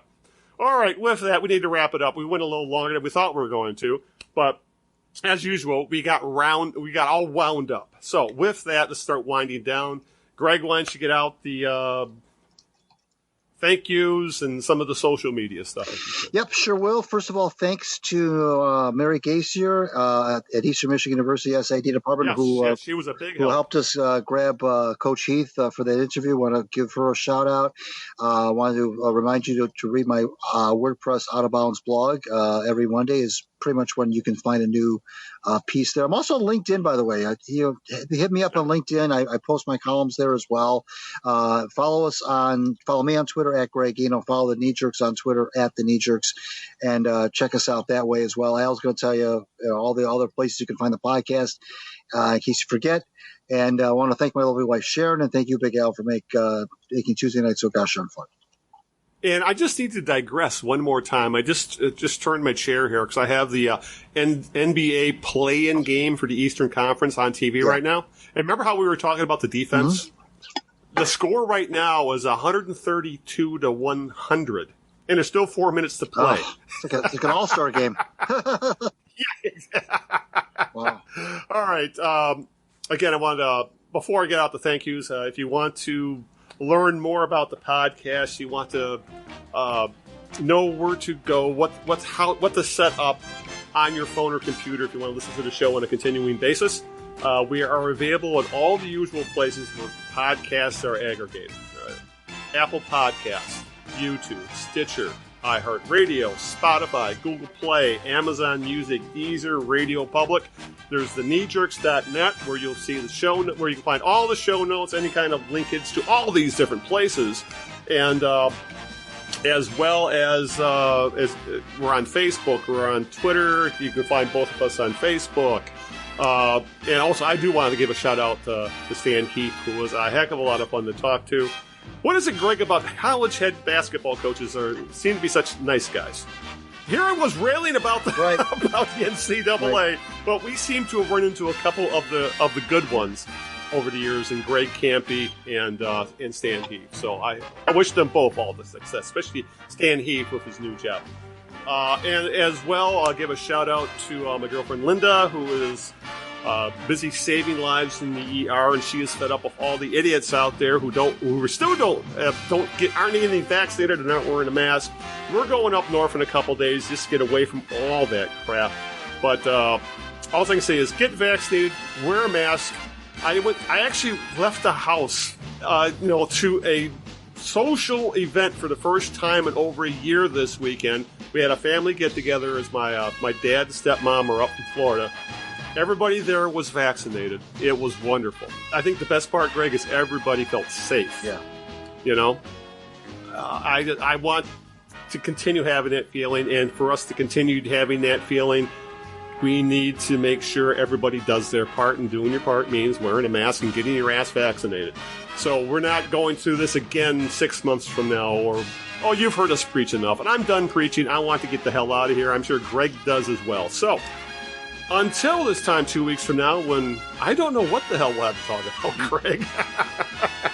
Probably lots of Tigers talk at that point. So until that time, this is Al Beaton saying good evening, good luck, and Shout out to everybody. We'll see you in 2 weeks.